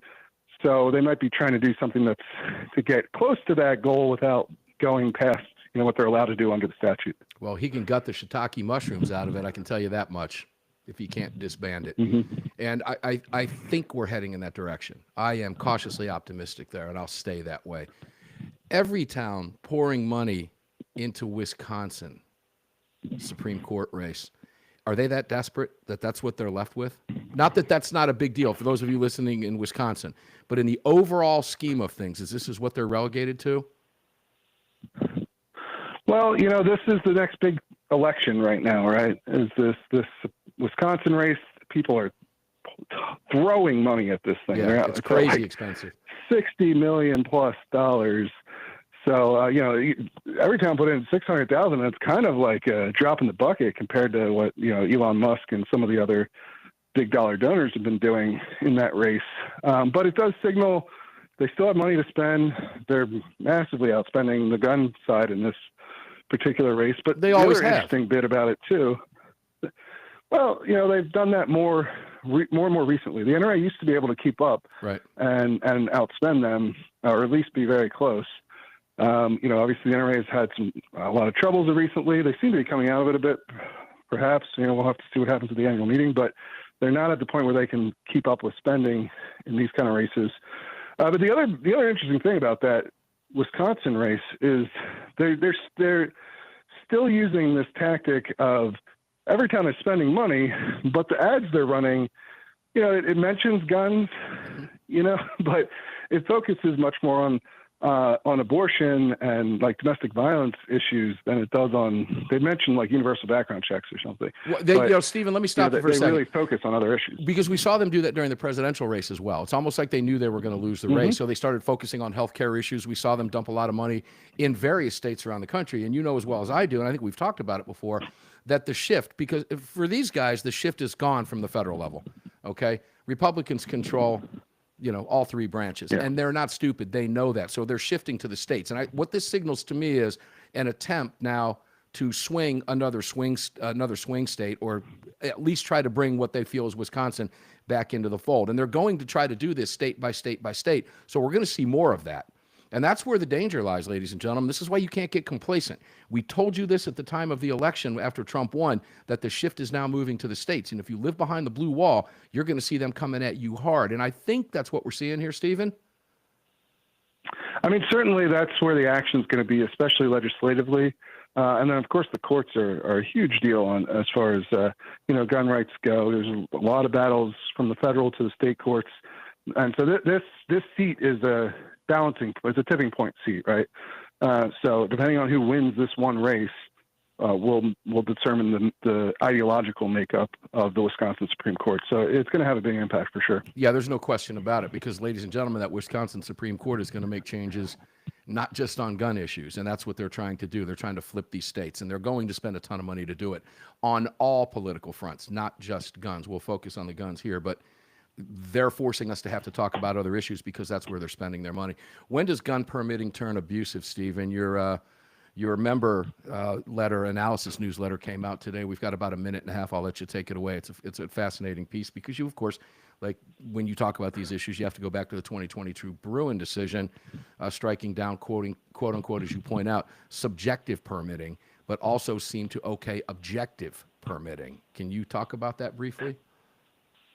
Yeah, I mean, this is a case out of Hawaii where they had some pretty onerous requirements on what you need to do to buy a handgun, including, go back after you bought it to have it inspected by the police, and your handgun purchase permit doesn't last for more than 30 days. So, there's a lot of stuff where it's a very onerous process. And so a three-judge panel in the Ninth Circuit struck it down. But the interesting thing is the two judges in the majority in that case disagreed about this idea that, the Supreme Court said, maybe objective permitting, shall issue permitting, the kind they have in like Pennsylvania and Virginia for gun carry. Maybe that's okay until it gets to some abusive point. Like if it's technically objective, but you have these onerous requirements, then it could still be unconstitutional. But the Supreme Court hasn't said, well, what's that line? Where's the line between objective and constitutional, and objective but abusive and unconstitutional? And so that's where you got these two judges arguing about it. And one said you should, take inspiration from the First Amendment and how the courts handle that and use strict scrutiny, which is an interesting balancing test, right? You balance the interest of the government against the individual. And, it's the hardest version of that, but it's still interest balancing. And if anyone who remembers Bruin, that was the Supreme Court said, we don't want to do interest balancing. We want to do this history test. So that was what the other judge said. Stephen Gutowski, amazing work. Both I saw your hit on Friday, and again, you're just doing great stuff over there at The Reload. Real quick, tell people where they can find you, join and all that stuff. I'm proud to be one of the original members, man. I love it. Go for it. Hey, I appreciate it. It's thereload.com. You can sign up for the free newsletter if you want to get a taste of what we're doing with our analysis, and then you can buy a membership if you want to support it. And it's not expensive to do, ladies and gentlemen. It's couch change, to be honest with you. Just reach into the cushions. You'll be able to afford it. Armed American Radio's Monstercast, Stephen Gutowski from The Reload and CNN contributor. Thank you, brother, for everything that you do. Leveling out the playing field on those networks. We do appreciate it very, very much. Great work. Armed American Radio's Monstercast continues at 6 minutes after the hour. We're coming in with a roundtable with Brad, Neil, and Justin Moon. Don't go away. We'll see you on the flip side at 6 after.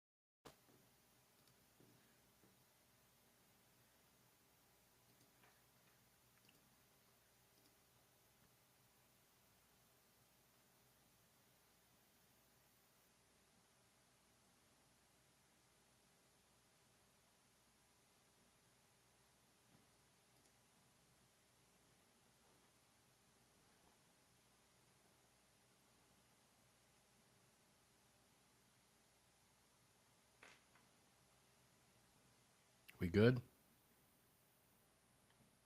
Not getting a feed again.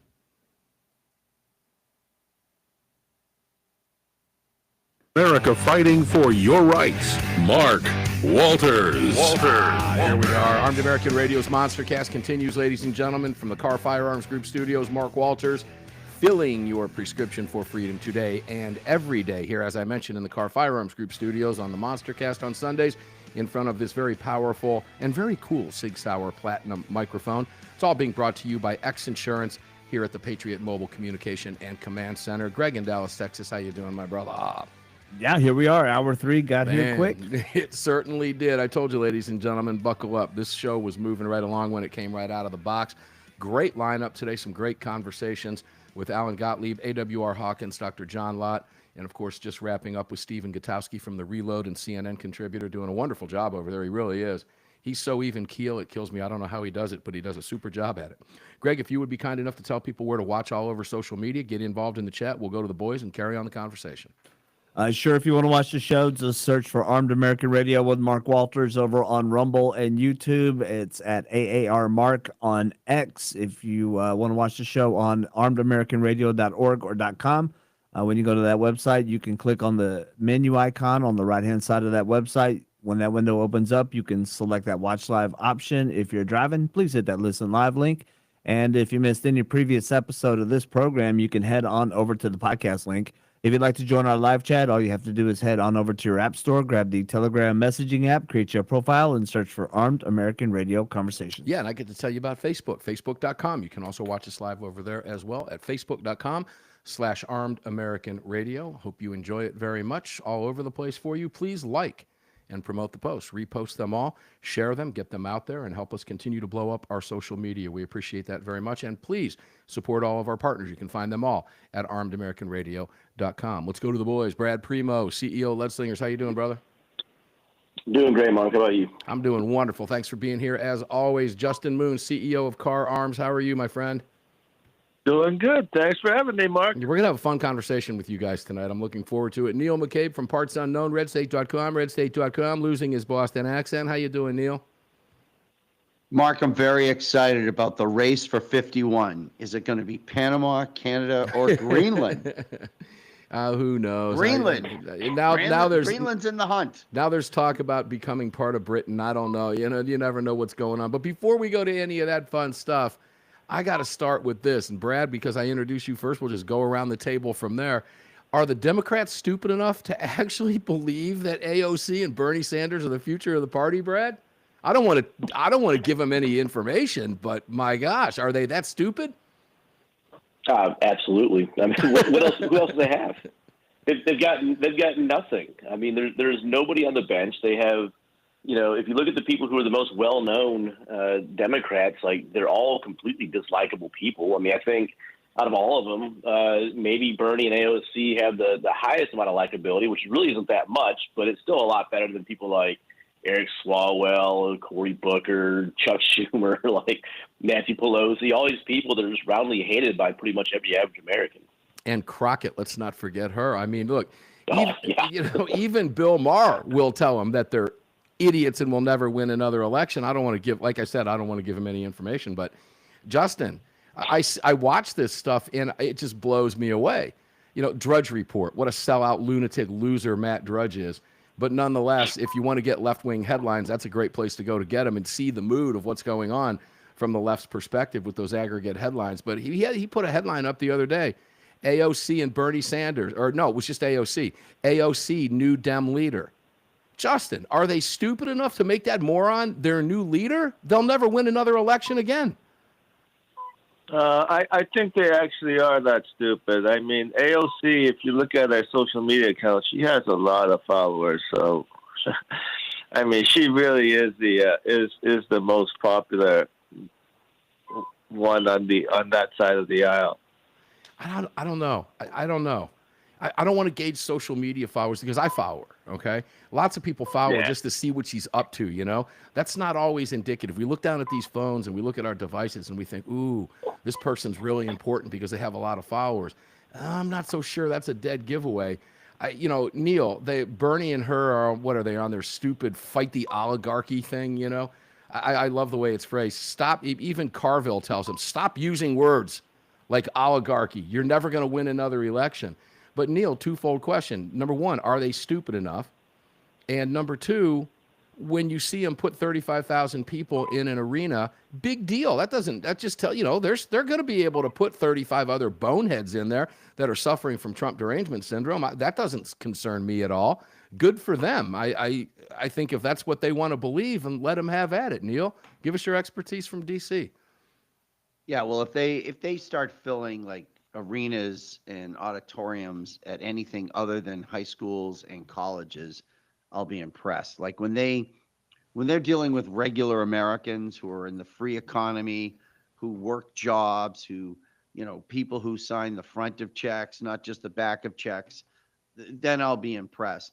The problem that the Democrats are running into really is that they have to either listen to the voters or they have to listen to the donors. And I don't think there's a presidential campaign that was more devoted to the donors than Kamala Harris. In fact, it was the donors who pulled the coup against Joe Biden, rightly or wrongly, but they're the ones who did it. AOC and Bernie Sanders are basically the sock puppets for the complete progressive left-wing donors. And frankly, the Republican Party has had a problem where they listen to the donors. Trump is interesting because with Trump and the MAGA movement is not beholden to the donors, and frankly does the opposite of the donors. Like I've been in meetings in Washington, D.C. where people, like a guy, I remember clearly, I won't tell you the circumstance, but a guy from the U.S. Chamber of Commerce stood up and said, I know that's what you people believe, but that's not what the U.S. Chamber of Commerce wants, and the U.S. Chamber of Commerce finances your campaigns. He's just said it flat out. Mm-hmm. And MAGA has walked away from the Chamber of Commerce. And frankly, the U.S. Chamber of Commerce is backing the Democrats more often than not. And so, Bernie Sanders and AOC and the others, if they're listening to the donors, and the donors will finance their tours and make it look fantastic, but they will never connect with the voters until they connect with the voters, which they're not going to do. Brad, I mentioned Drudge Report. I just pulled it up. Dems find hope at Bernie rallies. 15,000 show in Tempe. Schumer not going anywhere. Sharpton harness the power of civil rights movement. Again, this guy's just a one-shtick machine, bro. And a poll, 20% support boycott of firms aligning with MAGA. What about the other 80%? And who believes that poll anyway? Brad, apparently they're that stupid.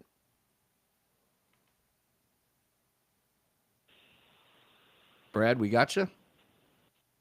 Can you hear me? I can hear you now, yes. Apparently they're that stupid, yeah. Brad.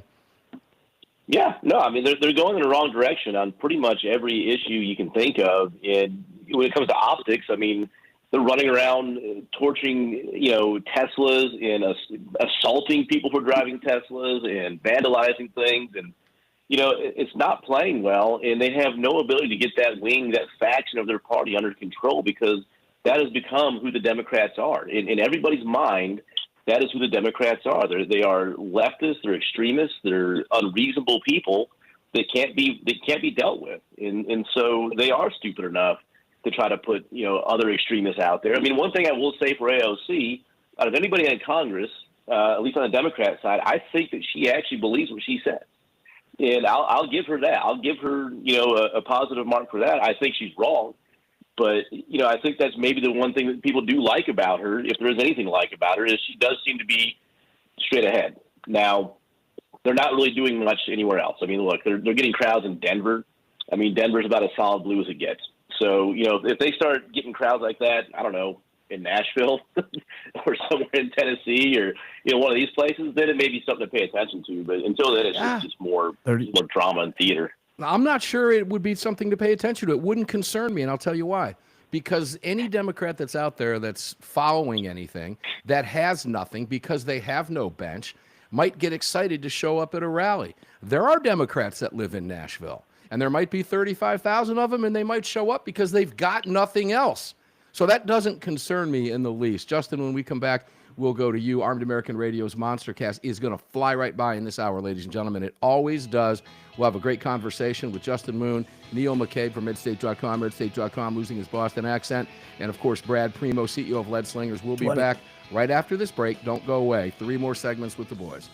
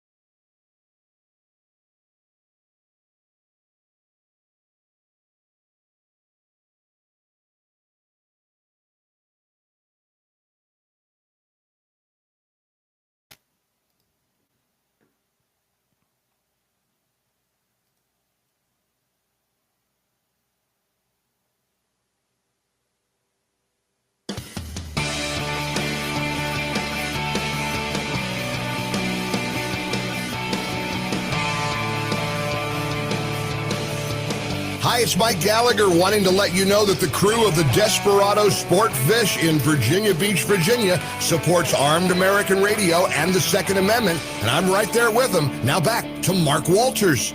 Back to Mark Walters, the Kahr Firearms Group studios with you, ladies and gentlemen. 3 more segments to go with the boys here in the classic Armed American Radio Roundtable, staple on the show for 16 years. 16 years. And these guys have been at it for a number of years. It's always fun, and they're fan favorites for a reason. Welcome back in front of the SIG Sauer microphone. I'm Mark Walters, filling your prescription for freedom here in the Kahr Firearms Group studios. All being brought to you by the great X Insurance. And, of course, Patriot Mobile Command Center is fired up for you. The on-air lights are blinking outside.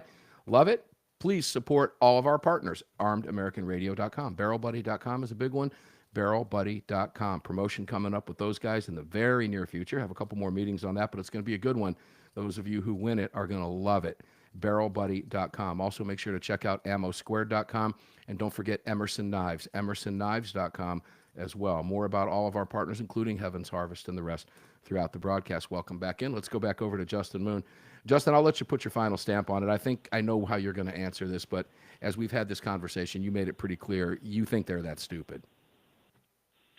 Yeah, I mean, right now, the Democratic Party has basically marginalized themselves. They've taken the 20%, position for every issue.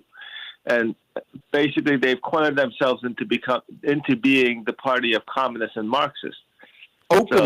Openly supporting those positions. Absolutely right. I mean, they're toast. America is not that far left. It never has been, by the way. It never has been. And, Neil, we had to go through that 4 years, as we've talked about before. Look over your shoulder and go, my God, what happened? Well, apparently they haven't figured it out. So I'll leave it at this. If the Democrats are stupid enough to bring AOC and Bernie, and they think, Bernie Sanders, we're going to fight the oligarchy. If they're dumb enough to do that, let them have at it. Let's flip over to some gun stuff. Neil, the three of us have talked about the ATF for a long time. And now we have Kash Patel wanting to bring 1,000 ATF agents over to FBI. John Lott was telling us there were about 2,600. 1,000 is a big chunk. And, of course, we now have Robert Leiter as chief counsel over there, who is a strict constitutionalist and I believe used to work under Antonin Scalia, who understands the Second Amendment and gets it. So let's talk about ATF shifting, what this all means. Alan Gottlieb said, he threw this at me in the first couple segments of the first hour of the show. Be careful what you wish for, because the FBI is a lot bigger than the ATF and is much better funded than the ATF, and of course is far better staffed than the ATF. And and I threw in that monkey wrench. You've got 1,000 agents over there who are still at ATF. These are guys that were hell bent on working for a weaponized agency, now at FBI. Should we be concerned about all of that? Is there a flip side to this? I want to hear your guys' opinion on the table. Start with you, Neil.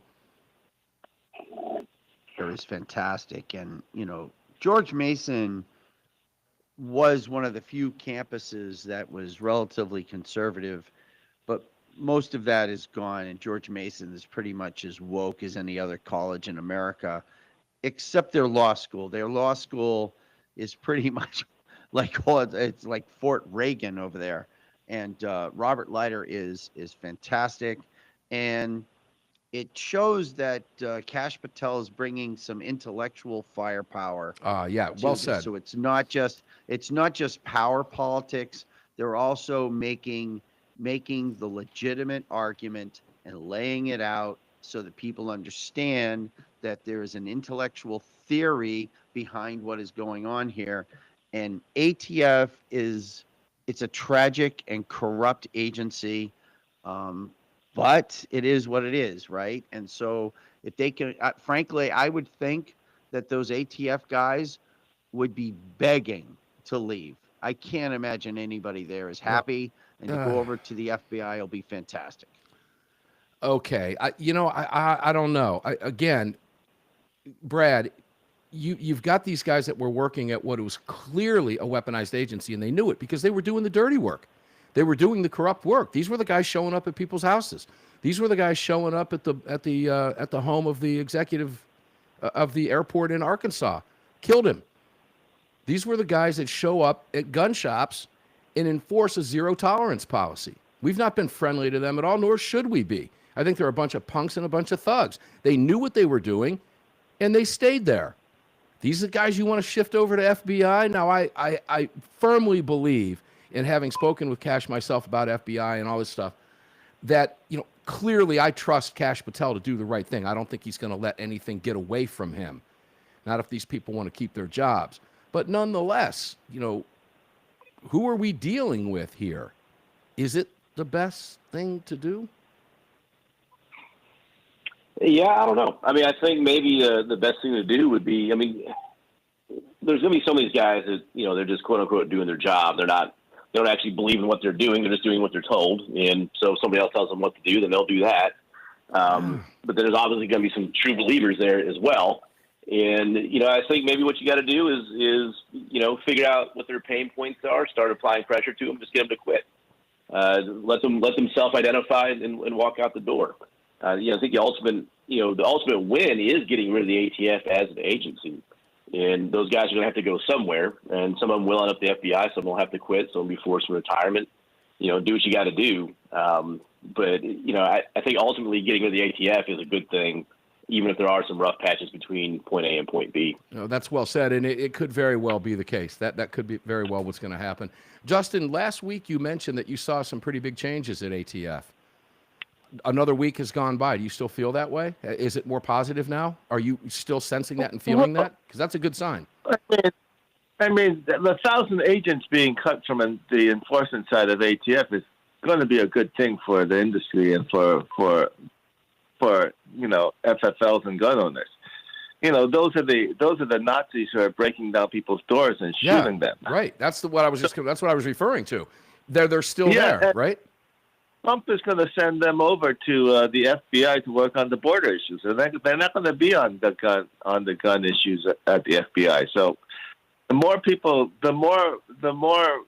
people that the administration is fired from the enforcement arm of the ATF, the better. So I'm all for it. Yeah, I can't disagree with that. Now, Neil, abolishing the ATF is going to require an act of Congress, is it not? Well, there's a statutory, there's an existence, right? It's by law, by Congress, and you can strip it down. One of the things that the left or the Democrats or the deep state or whoever that, like the permanent government in Washington, D.C., one of the things that they have done to avoid the regular procedures and to avoid the caps on federal employees is they've hired all these contractors.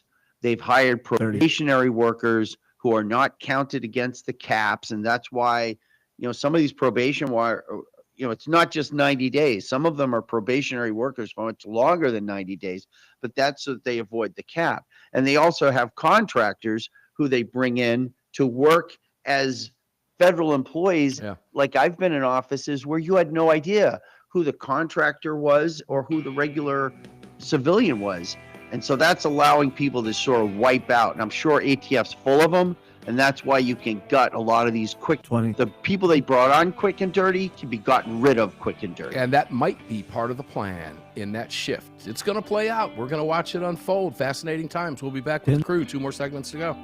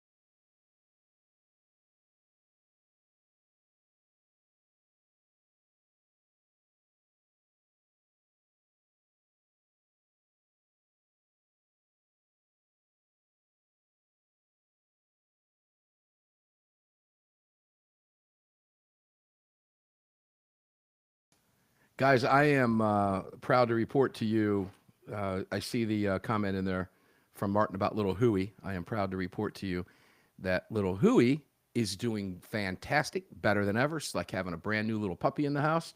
She is all better, 100,000% healthy, and we're loving it. It was a long road for her, but she is back, and that's a beautiful thing. So much so, she wouldn't let my daughter go to bed tonight until I got done working and go in there. So I got to go relieve her as soon as the show's over today. Thanks for asking, Martin. Appreciate it. Huey is doing wonderful. I'll drop a pic in there before the show's over at the next break.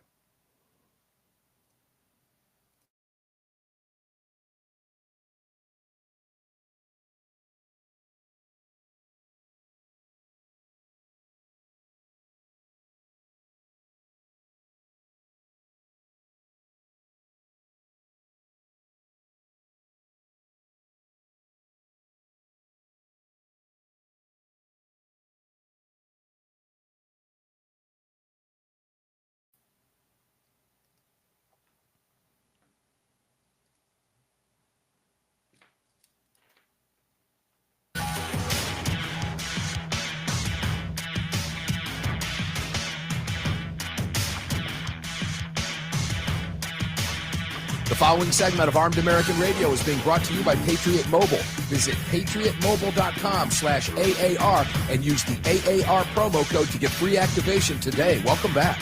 That'll do it. AAR promo code, patriotmobile.com/AAR. If you're watching on your devices or television sets, computers, whatever it may be, your phones, laptops, iPads, whatever, this is a Patriot Mobile activated phone. You too can have one as well. Real simple, patriotmobile.com/AAR. Patriot Mobile reps will be with us Thursday on the Daily Defense. Welcome back to the Kahr Firearms Group Studios. Please go out of your way and support all of our great partners. You can find them all at armedamericanradio.com. As always, Kahr Firearms Group Studios lit up. SIG Sauer microphone on fire for you from the Patriot Mobile Ranch. All of it being brought to you by the great X Insurance. Let's keep the conversation going here. Oh, who did I wrap up with? I wrapped up with Neil last go around. Brad, this is a fun story, guys. I brought this up in the previous hour to Alan. I had not intended, this was not on my list, Brad, to bring up, but when the piece fired up at me and I got my alert today, I just thought to myself, I can't wait to have this conversation with you guys. Just when you think the dopey, dim gun grabbers can't get any lower, Blue State GOP rep forced to remove 2A sticker from laptop because it was offensive. Now, that's coming out of Colorado. State Rep Ken DeGraff. I would love to get Ken DeGraff on the program. Ken, if you're listening to the show, we want you on the program. You know how to reach me. If not, we're going to reach out to you. But he claimed he was mystified by the demand. And one of his great statements was, okay, well, no displays of the Constitution in the well of the House. Got it. Brad, it just never ceases to amaze me what these, now Gottlieb coined it as Second Amendment derangement syndrome. They don't even want a bumper sticker on a laptop that says 2A. Brad, get it out. It's offensive to the Democrats. I find Democrats offensive. How about they get out? How about we make that request? Oh, wait. The Democrats have the majority in Colorado. This is what we get. Brad, take it away. Have some fun with this one. No, it's recreational griping. It's just the Democrats, like their favorite thing to do, right? They're constantly aggrieved by something. They're always the victims of somebody or something else. And, the printed words are aggression, and they feel assaulted by everything. Like, it's the worst thing you can do is pay attention to that kind of stuff. You feed it by paying attention to it. You just got to ignore it and actually make it, ridicule them for that, because they're acting like babies. I mean, that's something that you expect out of little kids, to get their panties all twisted by a sticker on a computer. Give me a break. Yeah, we're supposed to be in charge of something, like they're supposed to be governing, and that's what bothers them. They got homeless veterans on their streets. They got potheads all over the place in Denver that can't even hold their heads up to talk to you when they beg for money, and that's what they're concerned about, is a sticker. Yeah, let's not forget the poop maps in San Francisco. Hey, Justin.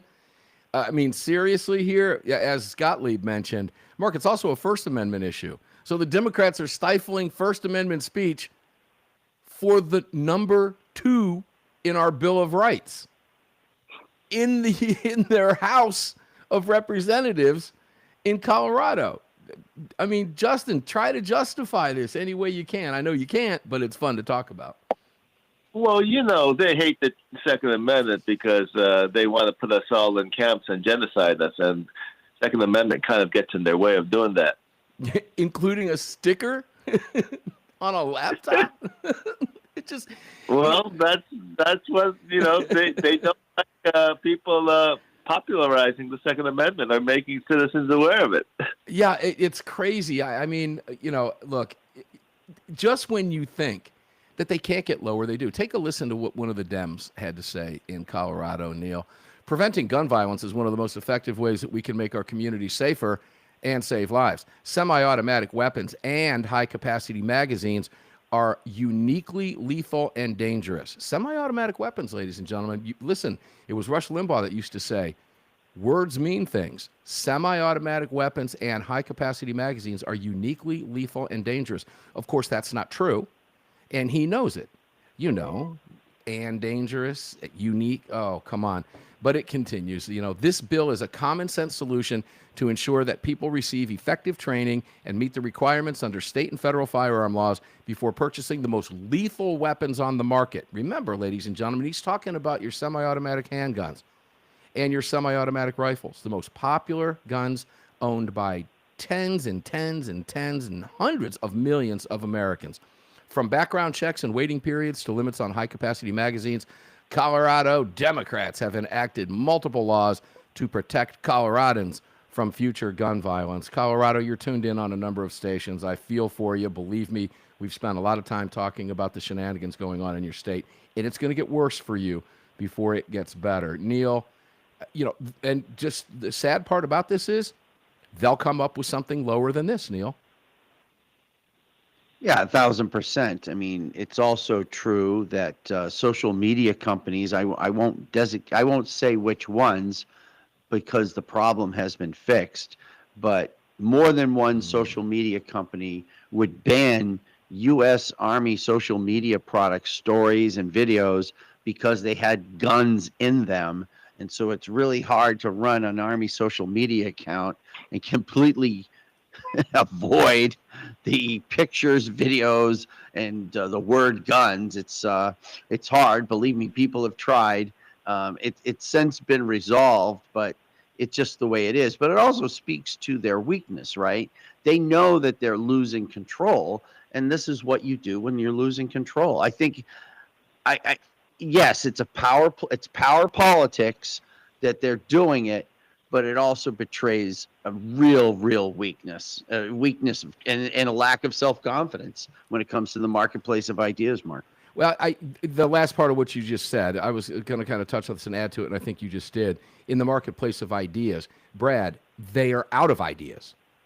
Their ideas were tried and failed miserably, period. Now, we've been covering Chicago for years on this program. All you got to do is look at the horrific numbers coming out of Chicago, or for that matter, any Democrat-run city. But nonetheless, when you're out of ideas, I think that was, Neil, well articulated. Brad, they got nothing. This is it. Yeah, I mean, it explains their behaviors over the last several years of instead of trying to persuade the American people, they're trying to deceive and dominate the American people and to leave us no choice in to be controlled. I mean, think about this. I mean, I don't know if you've noticed or not, but I've seen on social media some sort of celebrations or milestones of we're 15 years into Obamacare now. Mm-hmm. And they're trying to celebrate it as some kind of milestone. Hey, you remember where you were, what was like in 2010? Yeah, I remember what it was like. My health insurance cost me $150 a month. I had a $2,500 deductible. That's right. And now my health insurance is almost as expensive as my mortgage. Yeah. So, everybody's worse off due to a flagship Democrat issue. The big thing, their biggest victory, political victory in decades, has been detrimental to virtually every American out there who has a job. And that is the kind of stuff that they bring to us is nothing but failure. And we're always worse off because of their ideas. And it benefits somebody, but it's not the middle class. It's not normal Americans. So they have a hard time cramming their crap down our throats anymore because it's always been a failure. Yeah, as Jen Pisak would say, let me circle back on that, because you are absolutely correct about that. The marketplace of ideas, go back to what Neil said, it's just done. They're just dried up. I know we're going to be taking a break here in just a second. And guys, I want to do the whole Jen PSAC thing again. And I do want to circle back to the ATF because of some things that Bongino had said. Bongino was seen visiting the Bureau of Alcohol, Tobacco, Firearms, and Explosives. And the White House put out a tweet: a well-regulated militia being necessary to the security of a free state, the right of the people to keep and bear arms shall not be infringed. Dan Bongino put a tweet. I was in a response or a repost with a quote to Dan Bongino's tweet: paid a visit to the ATF today. It's a new era, one where Americans will be kept safe and their constitutional rights will be protected. I apologize, guys, but I had that on the other part of the stack that I didn't get to. So we'll do what Jen PSAC always said. We'll just circle back to that because, well, that's what Jen PSAC used to say. So we'll be back right after this. One more segment. We'll revisit the ATF from Dan Bongino's point of view and talk about it with the guys before we close out the show. We'll be back right after this.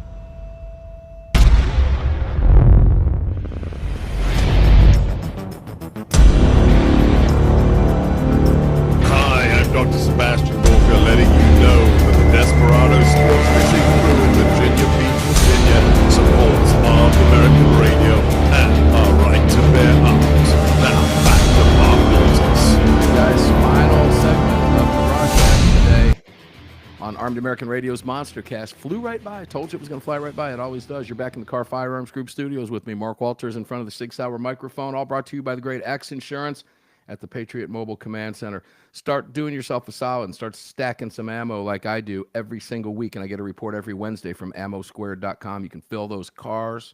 You can fill the North American Arms. Don't forget the Green Huntsman over there at North American Arms, by the way. Great, great products. I normally have it here sitting where I can show it to you on camera, but it's on my waist. I carry it with me everywhere I go. My little Sidewinder is what I carry from North American Arms on a regular basis. Every day, all day, everywhere I go, that gun is there, regardless of whatever else I'm carrying.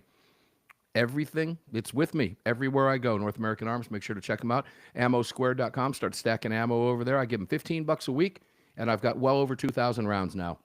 So I keep stacking it. And if I want it, they ship it right away. If I don't, if I want to keep giving it to them and they keep adding, just keep stacking ammo over there in their climate-controlled warehouse, it's a wonderful deal. No-brainer idea. Why didn't I think of that? Meanwhile, they're growing like a weed, opening up an operation in Texas, and they are the 10th fastest-growing company in Idaho. So it tells you they're doing right things the right way. Ammosquared.com. Support them. Pick up some ammo. Let them stack it for you. It's like a 401k for ammo. And you can find all of our great partners, including Goat Guns, goatguns.com. Let's not forget them. Feed your addiction and build those cool goat guns over there. They average about $30, I think, in that range. We've got a whole bunch of them here at the house. They make great gifts. So make sure to check them out, goatguns.com. Let's go back to the boys. Which one did I leave off with? Brad, did I leave off with you? Got sidetracked. Yeah, look at it. Okay, so let's go over to Justin. We're going to go to the Jen Psaki thing here. You know, we're going to circle back to ATF. I wanted to get to this earlier, and I had overlooked it. But there's Dan Bongino deal. You know, he visited the ATF, and he said clearly, it's a new day. Justin, I would love to have been a fly on the wall when Bongino was meeting with some of those folks over at ATF, coming off of the Dettelbach era and the Biden era. Can you imagine the difference? And I you know, we will probably never know about those meetings, but good heavens, I bet they were fascinating. What say you? I would probably agree with you because as I mentioned last week, we have seen a big change in the tone from coming out of the ATF. So, and then this, you know, next action taken to reduce the ATF enforcement arm by 1,000 employees. That's a big change, and I think you know, we're starting to see Trump's leadership in this area, and it's very promising. I think we're going to see a lot of good things ahead. Yeah, I think you're right. And, you know, Neil, White House put out more than one tweet as a response to Bongino's appearance over at ATF. And one of them said, what a difference a new president can make. And it had a little split photo up there that said, Biden, the White House, it's time for Congress to ban assault weapons in high-capacity magazines, with a big ban assault weapons with a White House logo on it. Juxtaposed next to the White House, a well-regulated militia being necessary to the security of a free state, the right of the people to keep and bear arms shall not be infringed, which was the response to Dan Bongino's tweet that I just read in the previous segment. Paid a visit to ATF today. It's a new era, one where Americans will be kept safe and their constitutional rights will be protected. This is a powerful statement coming from the White House that gun owners should feel good about. Neil? I think that, you know, many of the people working in ATF were, you know, they're just trying to do their job. And I know there was a bunch of zealots, and those zealots were promoted and they were nurtured and they were put in key positions. But I bet you the vast majority of people there just want to be part of a regular law enforcement. And frankly, you know, I think that if they flush out the troublemakers and, you know, the people from FBI and replace them with good people at ATF, and then people in a good structure, in a good organization that's well led, you know, it changes people, and people respond to it. It's been my experience as a leader in the military and in you know, private sector, I guess, whatever you want to call it, is that people want to be part of a winning team. People want to be part of something that's doing something great, and they want to be on the right side of things.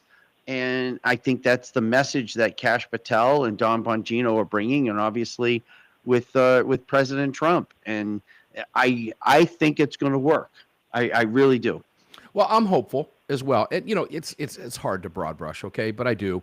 When I talk about ATF, no fans of them over there whatsoever. But clearly there's decent people that work there. Not everybody's let's use the left's term, a bad apple, right? Here's what the National Rifle Association had to say 2 days ago on this piece. The days of ATF targeting law-abiding gun owners are over. And that was from a post from the National Rifle Association shortly after Kash Patel was tapped to run the ATF. And continued, for far too long, ATF is focused on how it can manipulate federal statutes to restrict the rights of law-abiding Americans. We look forward to working with Acting Director Patel to protect and expand Second Amendment freedoms. Social media users, according to this piece over at BizPac Review, and I quote, applauded the new era in protection of Americans' constitutional rights. And Gun Owners of America, of course, is quoted as having tweeted, replying to that White House tweet, or both of them, I should say, 2 days ago, glad to see it. Shall not be infringed. NRA, thank you at POTUS for defending law-abiding Americans and our Second Amendment freedoms.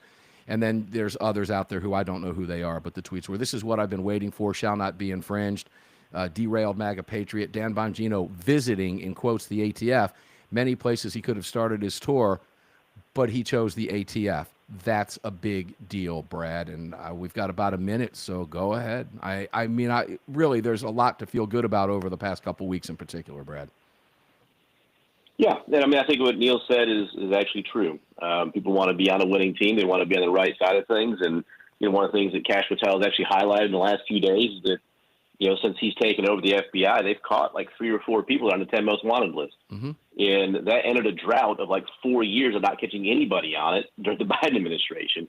I'm going to tell you, there's a lot of guys that work in federal law enforcement that in their hearts, they're cops, man. They started out working the streets in the city somewhere, and they went to the FBI, and people get that line of work because you want to catch bad guys. You want to do your job. And, you're detecting crime, you're reporting crime, you're deterring crime. And then while doing that, and the base of doing that is also protecting the constitutional rights of the people. And there's I'm sure there's a lot of people out there that have the right, their heart's in the right spot, and they got that line of work because they want to do the right thing. 30. And now they have leaders there that are encouraging them and their biggest cheerleaders, and they're refocusing them on what they're supposed to be doing, which is catching bad guys. Yeah, and Justin, we'll close out with you. I think what you've been seeing with your own eyes and what you've been telling the audience for the last couple of weeks in the changes that you've seen as the CEO, ladies and gentlemen, of Kahr Firearms Group. Justin, I think it's signaling very good things. I'll let you close this out. Well, it is signaling very good things, but I'd like to say, just for the record, that the ATF is an unconstitutional entity. Everybody in there enforcing their laws are, all but Nazis. But that said, they are improving. Yeah, and I don't want anybody to forget that the ATF has murdered women and children and fathers.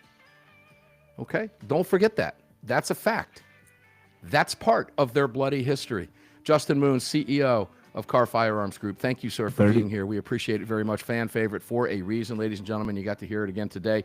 Neil McCabe from Parts Unknown, losing that Boston accent over at RedState.com, RedState.com. Neil, we'll talk with you this week. We'll see if we can bring you to the daytime show. And Brad Premo, CEO of Lead Slingers. Thank you guys for being here, Brad, and thanks for your service to the country. We appreciate it very much. Thanks for going into the crap on behalf of my family. We do appreciate it. Armed American Radio closes out right now, folks. Remember, we'll see you on the radio tomorrow. Stay tuned. See you at 4 p.m. Eastern Time.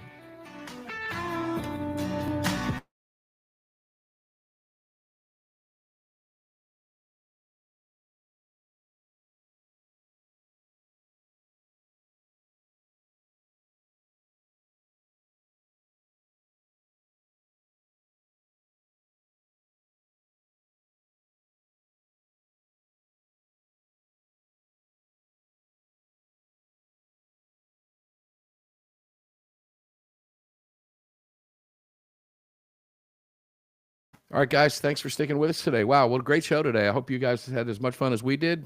Love bringing you the program every Sunday, and this was a good one. Flew right by. We're going to get up and do it again tomorrow because they don't want us to get up and do it again tomorrow. That's why we're going to do it. But it's fun to talk about this. They just keep handing us new stuff every day. Let's see how much dumber they can get tomorrow. And I can promise you there'll be something to talk about because they're going to hand it to us on a platter like they always do. Stay safe, guys. Never leave your cave without your club. Enjoy your day. We'll see each and every one of you on the radio tomorrow. Thanks for being here.